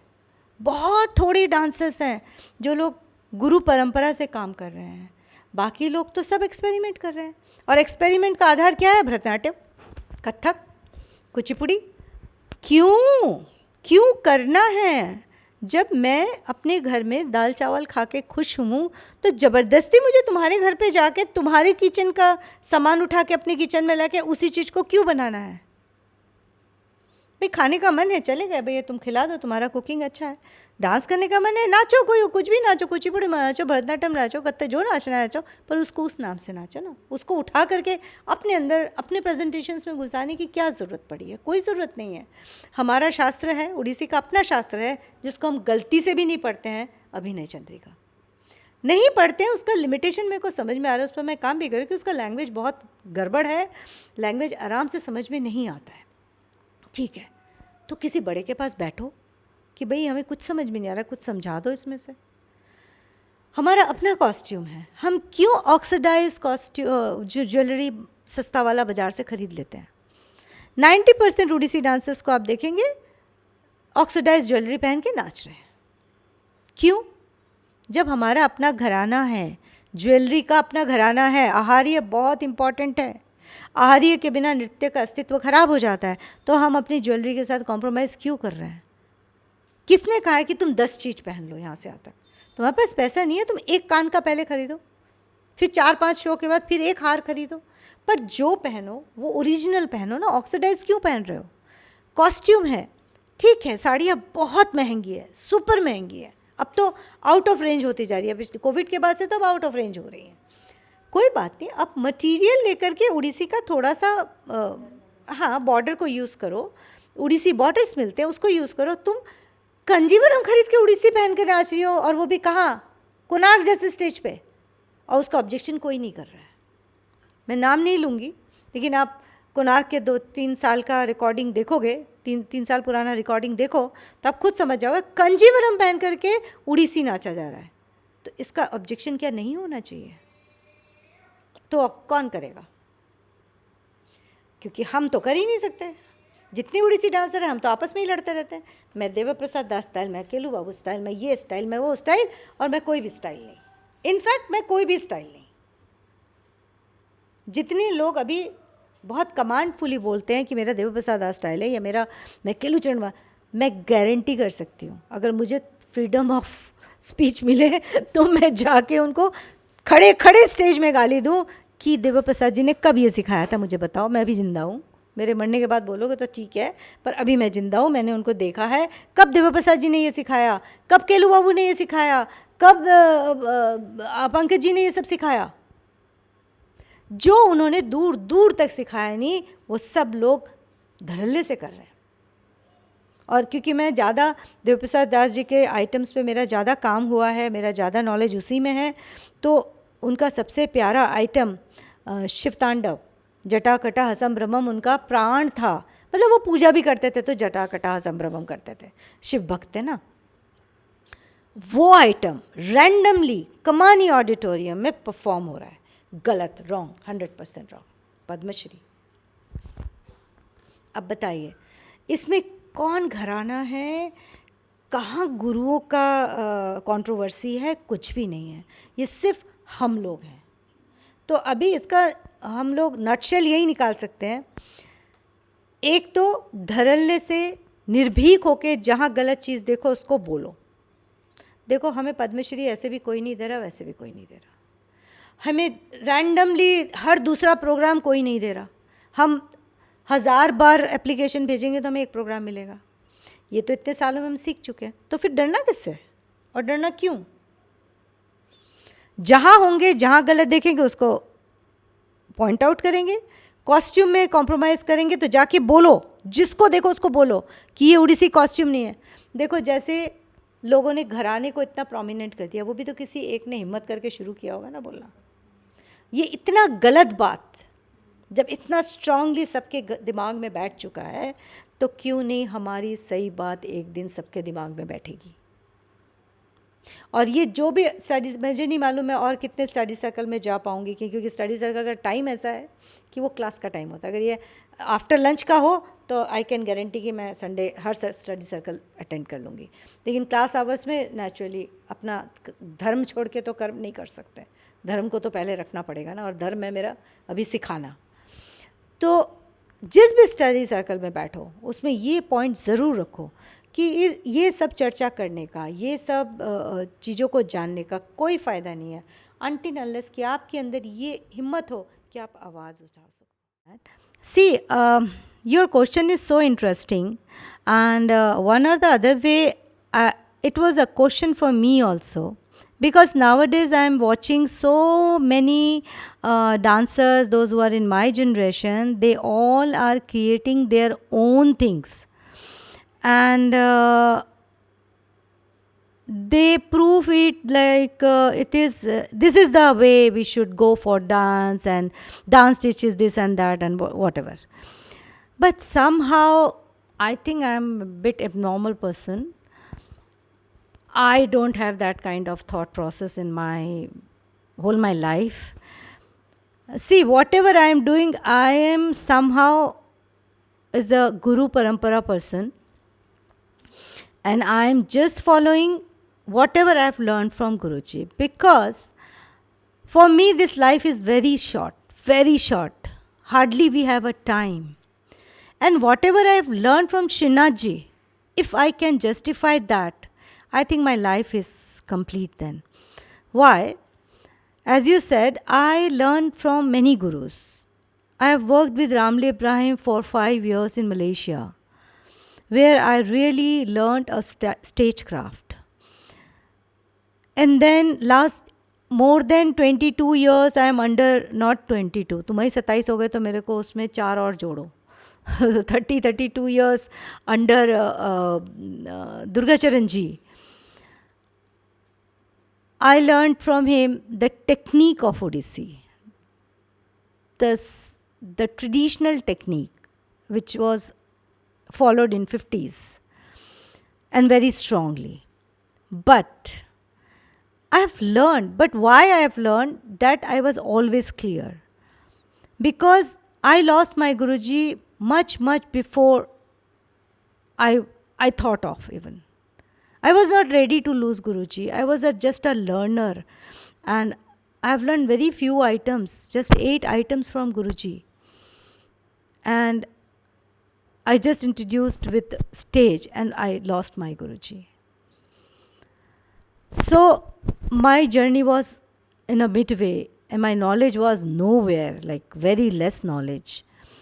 So just to improve my knowledge, just to get more depth in my work, I have learned from different Guruji. Even I went to Pankaj Babu. I stayed with in Odisha for 2-3 weeks with Adi Guru, and I have taken a lot from him.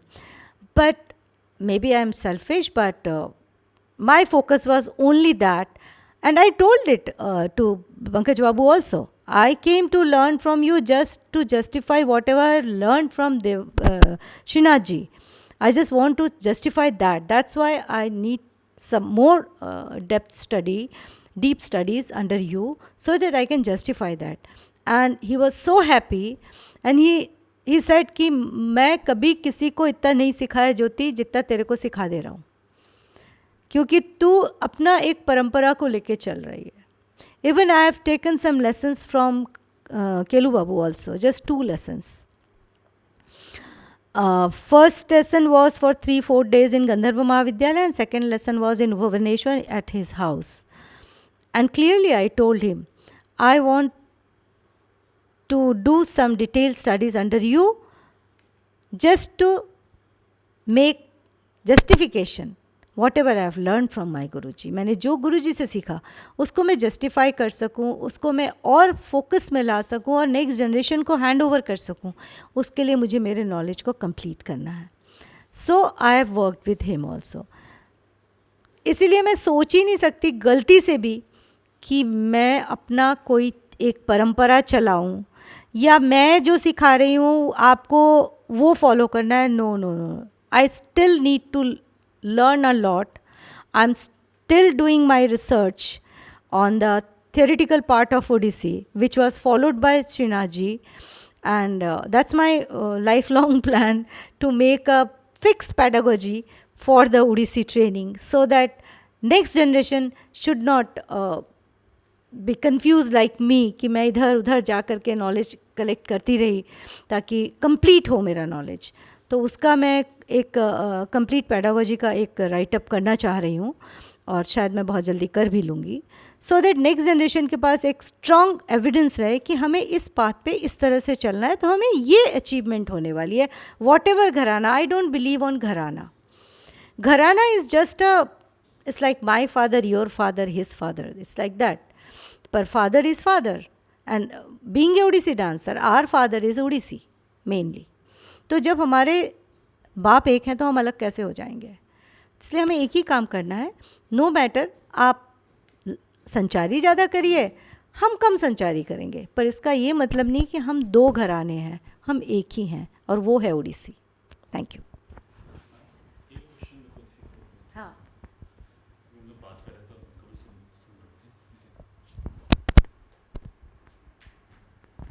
जैसे कई बार इन्होंने भी बोला, ma'am ने भी, और आपने इसका आंसर बड़े अच्छे से दिया. वही मेरा भी क्वेश्चन वैसे ही था, मेरा क्वेश्चन भी कुछ ऐसा ही था. क्यों हम लोग एक कंपैरेटिव डिफरेंस देखना चाहते हैं हर स्टाइल में?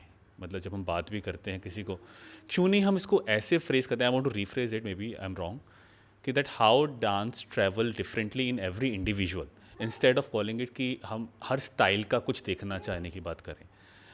मुझे लगता है वो ज़्यादा क्योंकि कहीं ना कहीं, हाँ राइट, क्योंकि एग्जैक्टली क्योंकि कहीं ना कहीं जब जाता हूँ ट्रैवल करने की कोशिश करता हूँ, या लोगों से मिलता हूँ, या अपने एज ग्रुप के डांसर से मिलता हूँ, तो कई बार होता है कि डांस हमें यूनाइट करना चाहिए, बट उसका अपोजिट हो जाता है. जैसे ही आप बोलो अच्छा मैं ये कर रहा हूँ, अच्छा आप क्या कर रहे हो, तो पहला क्वेश्चन आता है कौन सा स्टाइल, कौन सा घराना, कौन सी परंपरा. तो वहीं पे वो चीज़ आधी ना ख़त्म हो जाती है. अच्छा ठीक है, हाँ ठीक है, तो ये उनकी गलती नहीं है।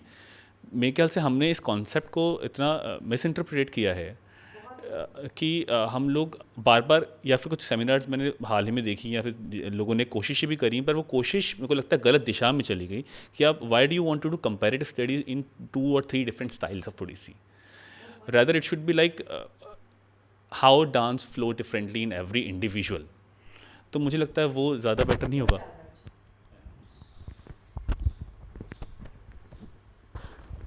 बहुत अच्छी बात बोला राहुल कि डांस को लेकर के हम घराना लेकर के झगड़ा करें, या घराना शब्द लाने के बाद हम ये कहते हैं अच्छा ये तुम्हारा घराना ठीक है ऐसा होता होगा, ये गलत है। हमें ये कहना चाहिए हाँ वही अशंभु मैं करूँगी तो एक अलग शेप लेगा, वो मेरी बॉडी एनर्जी, मेरे बॉडी कंडीशन, मेरे बॉडी स्टाइल, मेरा कॉस्ट्यूम, मेरा सात्विक तत्व उस पर डिपेंड करेगा। वही अशंभु सानवी करेगी तो अलग रूप ले लेगा, वही अशंभु तुम करोगे तो अलग। लेकिन कल जब तुम दोनों भी सिखा रहे हो तो इसका ये मतलब नहीं होगा कि ज्योति एक घराना, वो एक घराना और तुम एक घराना।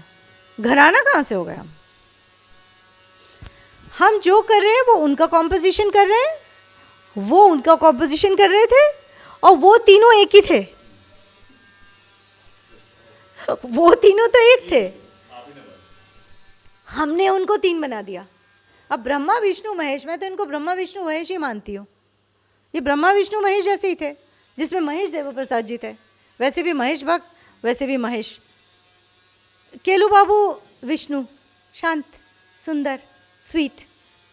ये ब्रह्मा जी क्रिएट करके साइड हो जाते थे। कभी भी फोटो में कोई पुरानी फोटो लाओ, आपको आदि गुरु सामने खड़े हुए नहीं मिलेंगे। तो ये ब्रह्मा विष्णु महेश तो एक ही है ना। हम ये थोड़ी कहते हैं कि मुझे विष्णु ने बनाया, मुझे ब्रह्मा ने बनाया, मुझे शिव ने बनाया, ऐसा हम कभी नहीं बोलते हैं। हम ब्रह्मा विष्णु महेश के वंशज हैं, उन्होंने हमें क्रिएट किया है और हमें एक ड्यूटी दे के इस दुनिया में भेजा, हम वो कर रहे हैं। ऐसे ही इन ब्रह्मा विष्णु महेश ने उड़ीसी को बनाया, उसको एक सुंदर सा शेप दे दिया।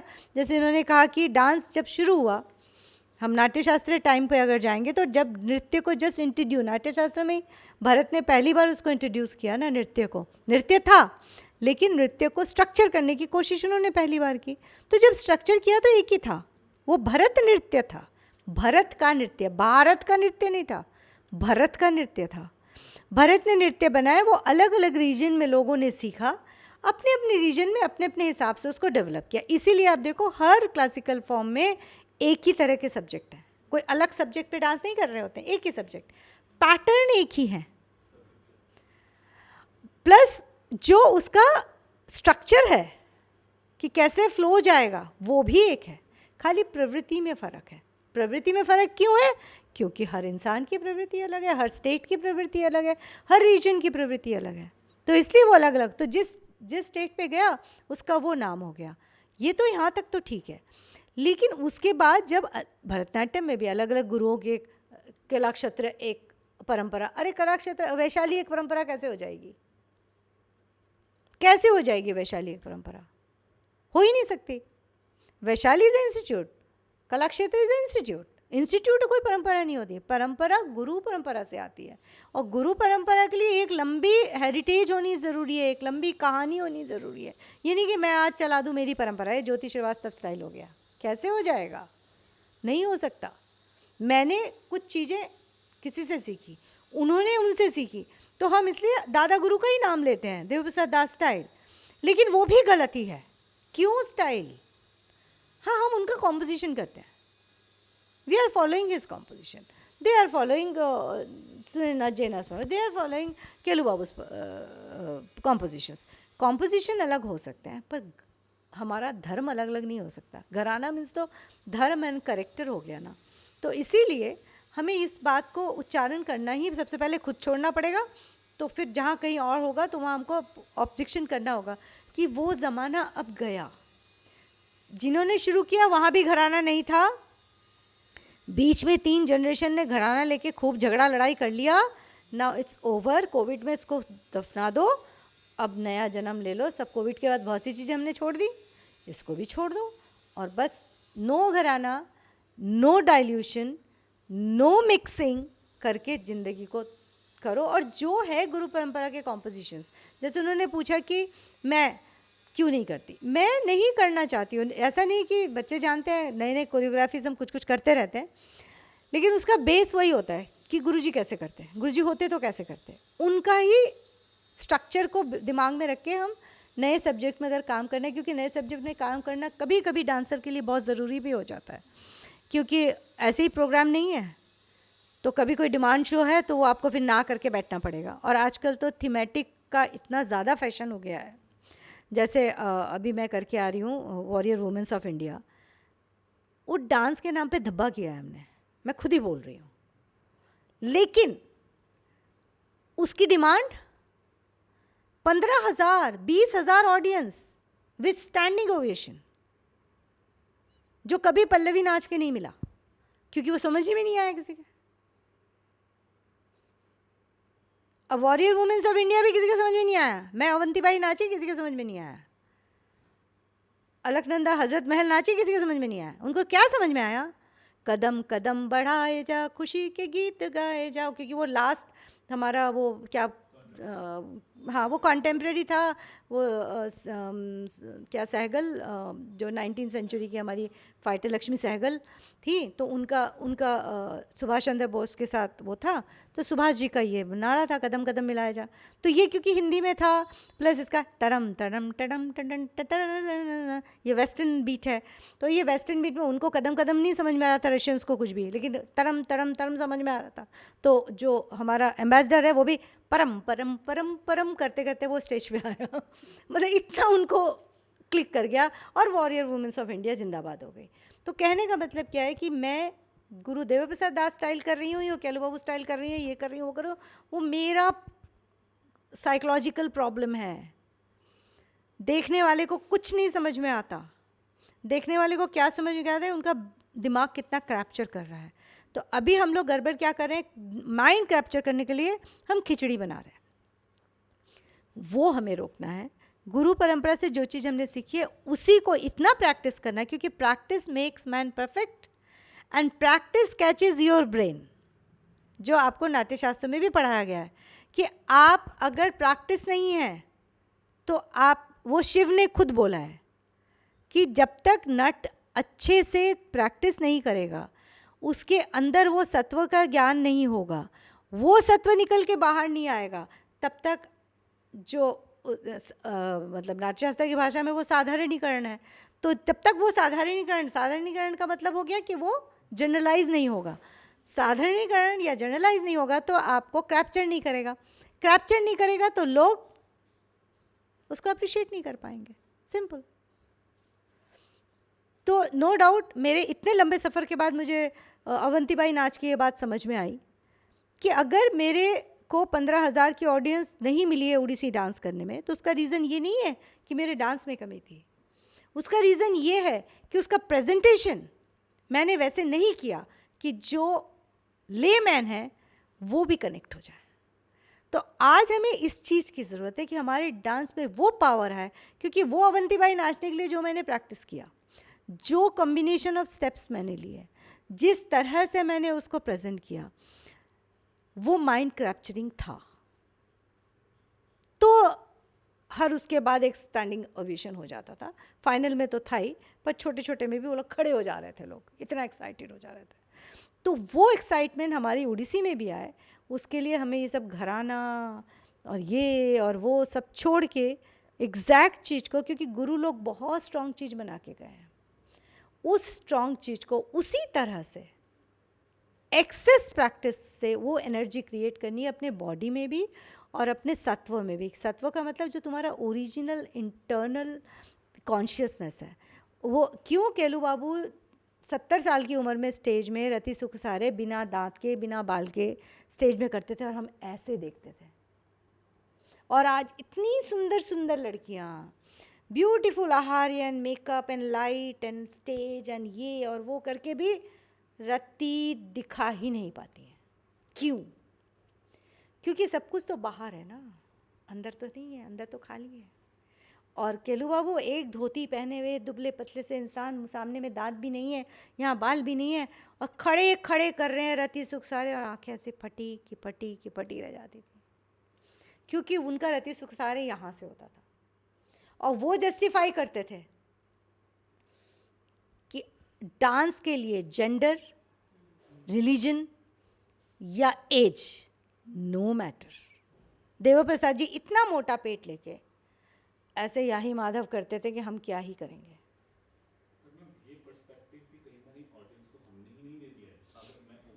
हाँ हाँ, बिल्कुल बिल्कुल। तो पहले के समय में, आज की मैं यूनियन डांसर की बात करते हैं तो हमारी डांस परफॉर्मेंसेस 5 से 10 मिनट की होती है। वो रात भर की बैठक तो खैर छोड़ ही दीजिए, आज के टाइम पे कोई आधे घंटे का स्लॉट भी हमें नहीं मिलता है, हम भी नहीं करना चाहते। वो धीरे धीरे मैं देख रहा हूँ डांसर्स का स्टैमिना भी उस तरह डेवलप नहीं हो पा रहा है ही नहीं, स्टैमिना खत्म है। हमें बस थीमेटिक पे काम करना है, एक production complete, production point of view से डांस को देख रहे हैं, और वो प्रोडक्शन काम हुआ, आपके तालियां बजी और आप यही तो एक रीज़न है कि काम नहीं हो रहा है। और आप एज अ डांसर कहाँ इसमें ग्रो कर रहे हो, क्योंकि ऑडियंस को भी इतने सालों में हम ही ने शायद पर्सपेक्टिव दे दिया कि नहीं तुम वो आधे घंटे की परफॉर्मेंस तो दिखाएंगे ही नहीं। अब तुम यही, क्योंकि change of the time society के अंदर भी, तो हम भी स्टेज के अलावा बात, हम भी सोसाइटी ही, हम भी सोसाइटी हैं, हम भी तो वापस उसी में जा रहे हैं। वो है ना, डांस एक साधना नहीं रहा और वो एक हॉबी बन गया है। पेरेंट्स आर टेकिंग, मतलब बच्चों को लेके आते हैं एडमिशन कराने के लिए, और पहला सवाल होता है मैम कब तक स्टेज पे जाएंगी।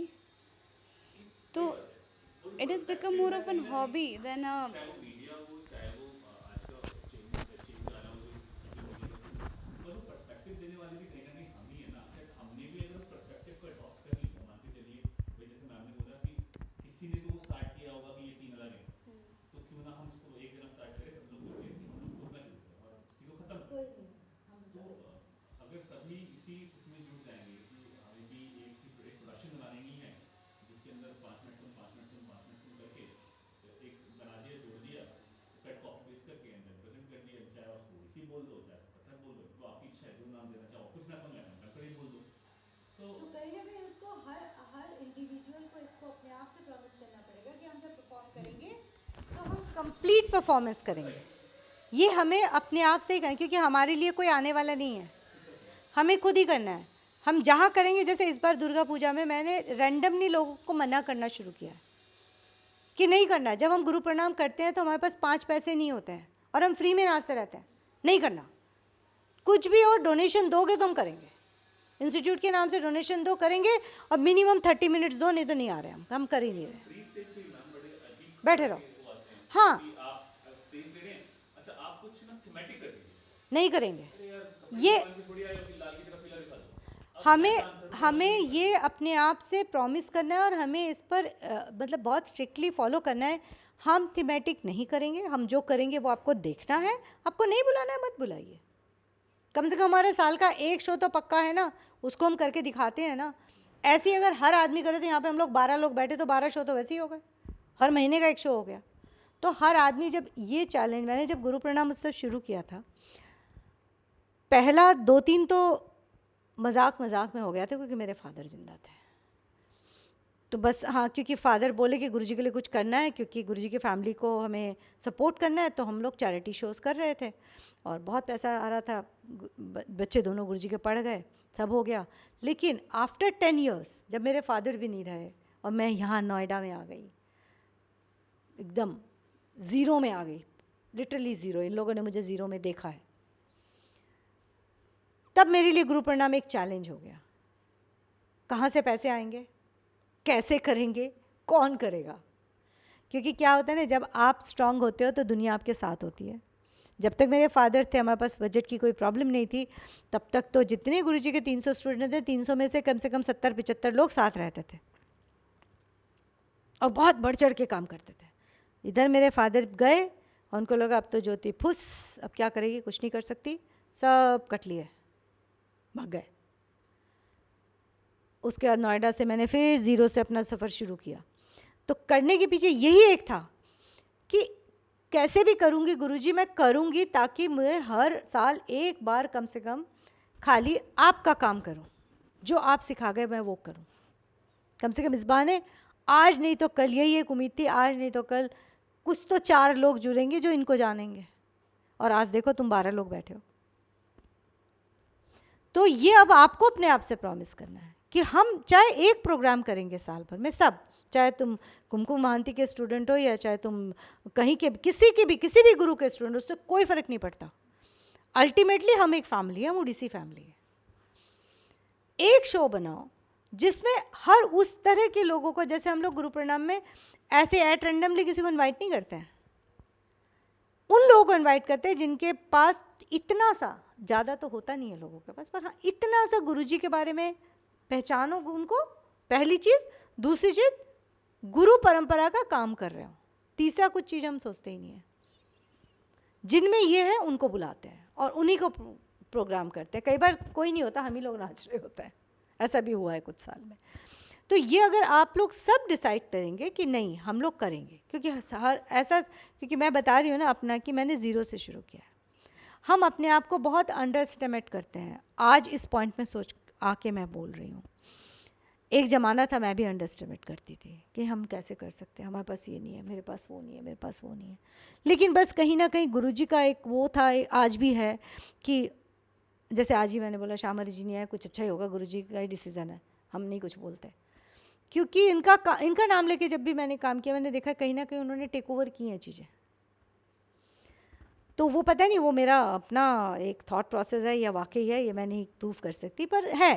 तो ऐसे आप अपने लाइफ में किसी एक को अपना आइडियल मानो और उसके भरोसे शुरू कर दो, कूद जाओ समुंदर में, किनारा अपने आप मिल जाएगा। मुझे तो मिला, देखो तुम लोग बैठे हो, तुम लोग प्रूफ हो इस बात के। तो इसको आज के मीटिंग का हम लोग समापन यहीं पे करें कि हर आदमी, हर बच्चा, हर डांसर ये डिसाइड करे, एक तो नो घराना, नो कॉम्प्रोमाइज़ ऑन आहार्य, जो हमारे ट्रेडिशनल है उसको फॉलो करें, जो हमारे गुरु लोग बता के गए हैं। हमें अपने एक्सपेरिमेंट्स की ज़रूरत नहीं है कि मैं ये नहीं पहनूंगी, मैं वो नहीं पहनूंगी। सब पहनो, जैसा पहनना है पहनो, ट्रेडिशनली पहनो, और एक कार्यक्रम करो, चाहे छोटा सा, इतना सा करो, और पूरे एक आदमी आए देखने। क्यों हमारे गुरु प्रणाम में कई बार हुआ हॉल खाली रहा है, कोई बात नहीं, हम तो नाचे हैं ना, ख़त्म। ये एक सॉलिड अपने आप से प्रॉमिस होना चाहिए, कोई आओ कोई मत आओ, हमारा काम हम करेंगे, और वो वक्त आएगा जब तुम आने पे मजबूर होगे। क्योंकि ये दुनिया बेवकूफ़ है, जिसका झंडा ऊपर चढ़ जाता है उसके पीछे दौड़ना शुरू कर देता है। जिसका झंडा, अब ये आपके ऊपर है कि आप कितना झंडा उठा सकते हो। दुनिया को नहीं मालूम आप अच्छा नाच रहे हो, आप बुरा नाच रहे हो। दुनिया को नहीं मालूम आप परंपरा फॉलो कर रहे हो, आप नहीं कर रहे हो। लेकिन आप अगर करोगे तो आपको रिकग्नाइज करने में वो मजबूर हो जाएंगे, क्योंकि यहाँ पे सबकी बुद्धि है। सब जानते हैं पास्ता खा के क्या होता है और दाल चावल खा के क्या होता है, सब जानते हैं, लेकिन फिर भी जाते हैं पास्ता खाने के लिए, हम भी जाते हैं। लेकिन अल्टीमेटली बैक कहाँ करते हैं? दाल चावल पे। तो हमारी जो परंपरा है वो दाल चावल है, जो हमारा लाइफ सपोर्ट है। तो अगर आप करोगे तो आप कभी फेल नहीं करोगे। एक हो सकता है कि सोशल मीडिया में आपके फॉलोअर ना हो सकता है कि आपको गवर्नमेंट बहुत ज़्यादा सपोर्ट ना करे, लेकिन कब तक? मेरे को किया ना, मेरा कोई गॉडफादर नहीं है, ये बच्चे तो देख रहे हैं, अभी भी 4 साल का ग्रांट दबा के बैठे हैं। लेकिन पता है कि एक दिन तुमको देना पड़ेगा, क्योंकि हम काम कर रहे हैं, हम नहीं रुकेंगे। हमारे फेस्टिवल ग्रांट नहीं आया है, सैंक्शन हुआ है। प्रवीण हमेशा देख देख के बोलता है तो सैंक्शन हो गया, सैंक्शन हो गया, सैंक्शन हो गया, और अकाउंट में पैसे आते ही नहीं हैं। ये सब नाटक हो रहा है, लेकिन कोई बात नहीं, हम अपना काम कर रहे हैं, और इसका रिजल्ट आपको आज नहीं तो कल दिख ही जाएगा, क्योंकि जब पैसे आएंगे तो हम फिर से बड़ा काम करेंगे। तो ये आप लोग सब इस बात से लेसन लो। इसको सिर्फ एक स्टडी सर्कल, एक दिन बैठ गए, बात कर दिया, कहानी ख़त्म, उसका बैक टू होम, वो मत करो। इसको एक इंस्पिरेशन बनाओ और इसको आगे काम करना शुरू करो। Thank you all of you. बहुत से ऐसे लोग हैं जिन्होंने शास्त्र को शस्त्र बना दिया, ऐसा मुझे लगता है। क्योंकि स्वामी भी बात करते थे कि वो विद्या जो कि प्रैक्टिकली आपने इम्प्लीमेंट नहीं करी, वो वैसा खाना रियलाइज नहीं हुआ। पर वो लोग क्या करते हैं, ऐसी जगह पे शास्त्रों को शस्त्र बना कर ले आते हैं, और कहीं ना कहीं आपकी अभिव्यक्ति का पतन हो जाता है। तो उसमें मैं एक बार आपके इसमें ना थॉट्स अभी देखो, बहुत सुंदर बात है ये। शास्त्र क्या है? एक तरह से आज की भाषा में किताब। अब मैंने किताब पढ़ ली, किताब में पढ़ा, सपोज इंटीरियर डेकोरेशन की किताब, वॉल का कलर येलो होना चाहिए, कर्टन का कलर ब्लू होना चाहिए, फ्लोर ऐसा होना चाहिए, लाइट वहाँ होनी चाहिए, प्लग वहाँ होना चाहिए, लैम्प वहाँ होना चाहिए, सब किताब है। अब किसी भी चीज़ की किताब उठाओ तो ऐसा ही होता है ना। लेकिन जब आप प्रैक्टिकल करने आओगे अपने कमरे में, तो 99% टाइम आप देखोगे कि जो उसमें लिखा है आप उसको अपने रूम के साथ रिलेट ही नहीं कर पाओगे। अगर आपने कर लिया तो बहुत सारे घर आप देखोगे ऐसे जाके कि वो बहुत बड़े डिज़ाइनर को बुला करके इंटीरियर डेकोरेशन करा दिया, करोड़ों रुपए खर्च करके, और घर में घुसते लगते थे कभी म्यूजियम में घुस गए या शीश महल में घुस गए। नाट्य शास्त्र ऑलवेज हाथ में लेके घूमता है, ओडिसी भी करता है, भरतनाट्यम भी करता है, सब कुछ करता है। और जहाँ उसको कुछ बोलो कि तेरा ना ओडिसी और मैं मुँह फाटू बोल ही देते हो, ना तो मैं तेरे ओडिसी देख पा रही हूँ ना भरतनाट्यम, तू कर क्या रहा है? नो नो नो, वो नाट्य शास्त्र का एक श्लोक रट लिए, वो पढ़ा के उसका ट्रांसलेशन बता देते। वही ये कह रहे हैं कि वो शस्त्र को शास्त्र बना लेते हैं, शास्त्र को शस्त्र बना लेते हैं। तो शास्त्र तो शस्त्र ही बनेंगे ना, वो प्रैक्टिकल कैसे बनेंगे? तुमको प्रैक्टिकली घर सजाना आता ही नहीं है। जूता बोल के तुम ऐसे फेंकते हो, कपड़ा बोल के तुम ऐसे फेंकते हो, कोई भी चीज़ ऐसे गोल गोल करके कोने में छुपा दो, बस यहाँ पे साफ रहना चाहिए। बेड में लेटे तो लेटे, बेड से उठे तो सब बेड पे डाल दो, नहा क्या हो टॉवल पे बन जाता। हमारा इंटीरियर डेकोरेटिव क्या करेगा और इंटीरियर डेकोरेशन की किताब क्या करेगी? प्रैक्टिकल क्या है?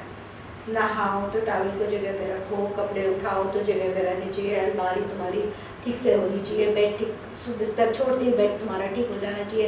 ब्रेकफास्ट करना है तो ब्रेकफास्ट के लिए आपके अलग कटलरी होनी चाहिए, कटलरी यूज़ कर लिया तो वॉशिंग में चले। ये सब तुम्हारे हैबिट्स में होना चाहिए। तुम्हारे हैबिट्स में है, किसी इंटीरियर डेकोरेटर की ज़रूरत नहीं, किसी इंटीरियर डेकोरेशन की किताब की ज़रूरत है। आपका घर 24/7 टिच लग रहा है, देखिए जो गुजरेगा उससे अभी सफाई हुई है क्या? क्यों? क्योंकि आपकी हैबिट्स है, आपका आप प्रैक्टिकली इंटीरियर डेकोरेटर हो। लेकिन आज की दुनिया में हम उस डेकोरेटर पर डिपेंड करते हैं। और डांस में भी हम नाट्य शास्त्र और ये शास्त्र और वो शास्त्र हैं, शास्त्र पढ़ने हैं, शास्त्र बहुत ज़रूरी है हमारी वोकैबुलरी के लिए, हमारा बैकबोन है शास्त्र। बिना बैकबोन के हम सीधा खड़े नहीं हो सकते, ऐसे बिना शास्त्र के हम किसी काम को आगे बढ़ा नहीं सकते। लेकिन सिर्फ शास्त्र, बॉडी में ब्लड है ही नहीं, ऑक्सीजन है ही नहीं, मसल सारे ढीले पड़ गए, खाली बैकबोन मेरा सीधा कर लेगा,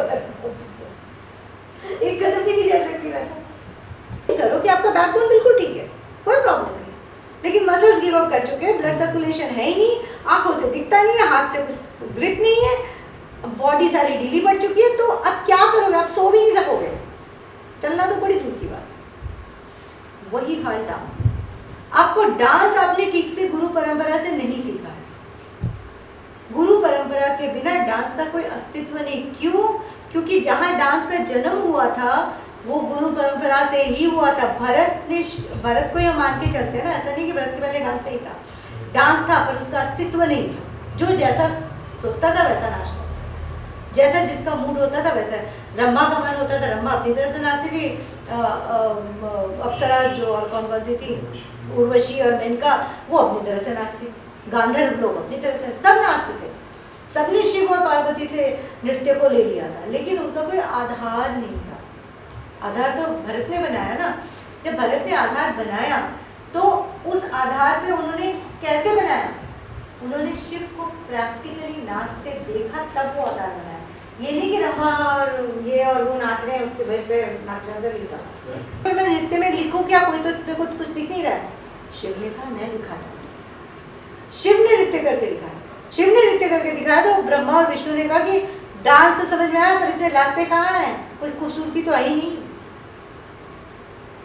कोई प्यार नहीं, कोई मोहब्बत नहीं, कुछ भी नहीं, कोई मतलब जो जीवन का जो सार है वो तो नृत्य में है नहीं, वो लाओ। तब पार्वती ने नाचा, जब दोनों ने नाचा तब डांस कंप्लीट हुआ। तो इसका मतलब क्या हुआ? नाट्य शास्त्र, हमारे शास्त्र तब बने जब प्रैक्टिकली शिव और पार्वती ने नाच के दिखाया, गणेश ने नाच के दिखाया, तो ये शास्त्र बने हैं। तो हम कैसे ये करेंगे कि हम शास्त्र पर बातें करते रहें और डांस को लेकर चला झंडा पतंग बना हुआ है डांस। तो पहले प्रैक्टिकल करो। मैं उस दिन भारती को भी बोल रही थी, फोकस ऑन प्रैक्टिकल। प्रैक्टिकल जब 100% तुम्हारे कमांड में आ जाए, देन यू गो फॉर शास्त्र। और ये तो आपको मतलब हर गुरु परंपरा में ये सिखाते हैं कि पहले नृत्य या संगीत जो भी आप कर रहे हो उसमें आप अपना वो लेवल बनाओ। इसीलिए मैं बोलती हूँ एग्जाम दो, एग्जाम दो, एग्जाम दो। एग्ज़ाम देने के एग्ज़ाम मतलब खाली वो विशारद वाला एग्ज़ाम नहीं, दूरदर्शन में, ICCR में, SMA में, डिपार्टमेंट ऑफ कल्चर में, सब जगह जाके अपना ऑडिशंस दो ताकि तुमको पता चले कि तुम सिलेक्ट होने वाले हो भी कि नहीं हो। सिलेक्शन तुमको ये मोटिवेट करता है कि हाँ तुम्हारा काम यहाँ तक हो गया है, अब तुम्हारे को काम को यहाँ आना है। ये करते करते जब तुम सारी जगह पे सेलेक्ट हो गए हो, हर कोई तुमको मान रहा है, now you are a dancer और you are a singer, then you go for shastra. फिर तुम उस हड्डी को पढ़ना शुरू करो तो तुम्हारे किसी काम आने वाला है। पहले बैठ जैसे मैं राहुल ईशा को मैंने कभी थ्योरी नहीं पढ़ा, मैंने बिलीव था विशारद कर चुका और बिना पढ़ाए मैं जानती हूँ अगर ये उसमें क्या है भास्कर में भी जाएंगे तो पास हो जाएंगे, फेल नहीं होने वाला। हर बार भास्कर के बच्चों का एग्जाम देते हैं, उनको याद करती हूँ कि उनको पढ़ा देंगे भास्कर वाले बच्चों। क्यों? क्योंकि प्रैक्टिकल जब आपके हाथ में है, दाल चावल और सब्जी रॉ रूप में आपके सामने है, तो खाना बनाना कौन सी बड़ी मुसीबत वाली बात है। जिसको कुछ नहीं बनाना आता, जिस सिद्धार्थ कुछ नहीं बनाया जाता, तो भी अगर मजबूरी आएगी तो कुछ तो पका लेगा ना। अगर चावल दाल सब्जी होगी उसके पास, तो अंडा होगा तो उबाल लेके खा लेगा। जब अंडा दाल चावल सब्जी कुछ भी नहीं है तो पकाओगे क्या? गैस को लेकर सर पे मारोगे। तो वही हमारा शास्त्र है, गैस है शास्त्र, अग्नि है। शास्त्र इज अग्नि जो क्रिएट करता है। तो क्रिएट तो वही करेगा ना जब उस पर रखने के लिए कुछ होगा, ऊपर रखने के लिए कुछ ऊपर है कि अग्नि जलते रहेगी, जलाते रहेगी। तो वही हो रहा है। सारे डांसर्स को जो है अग्नि जला रही है, जले चले जा रहे हैं। End of the life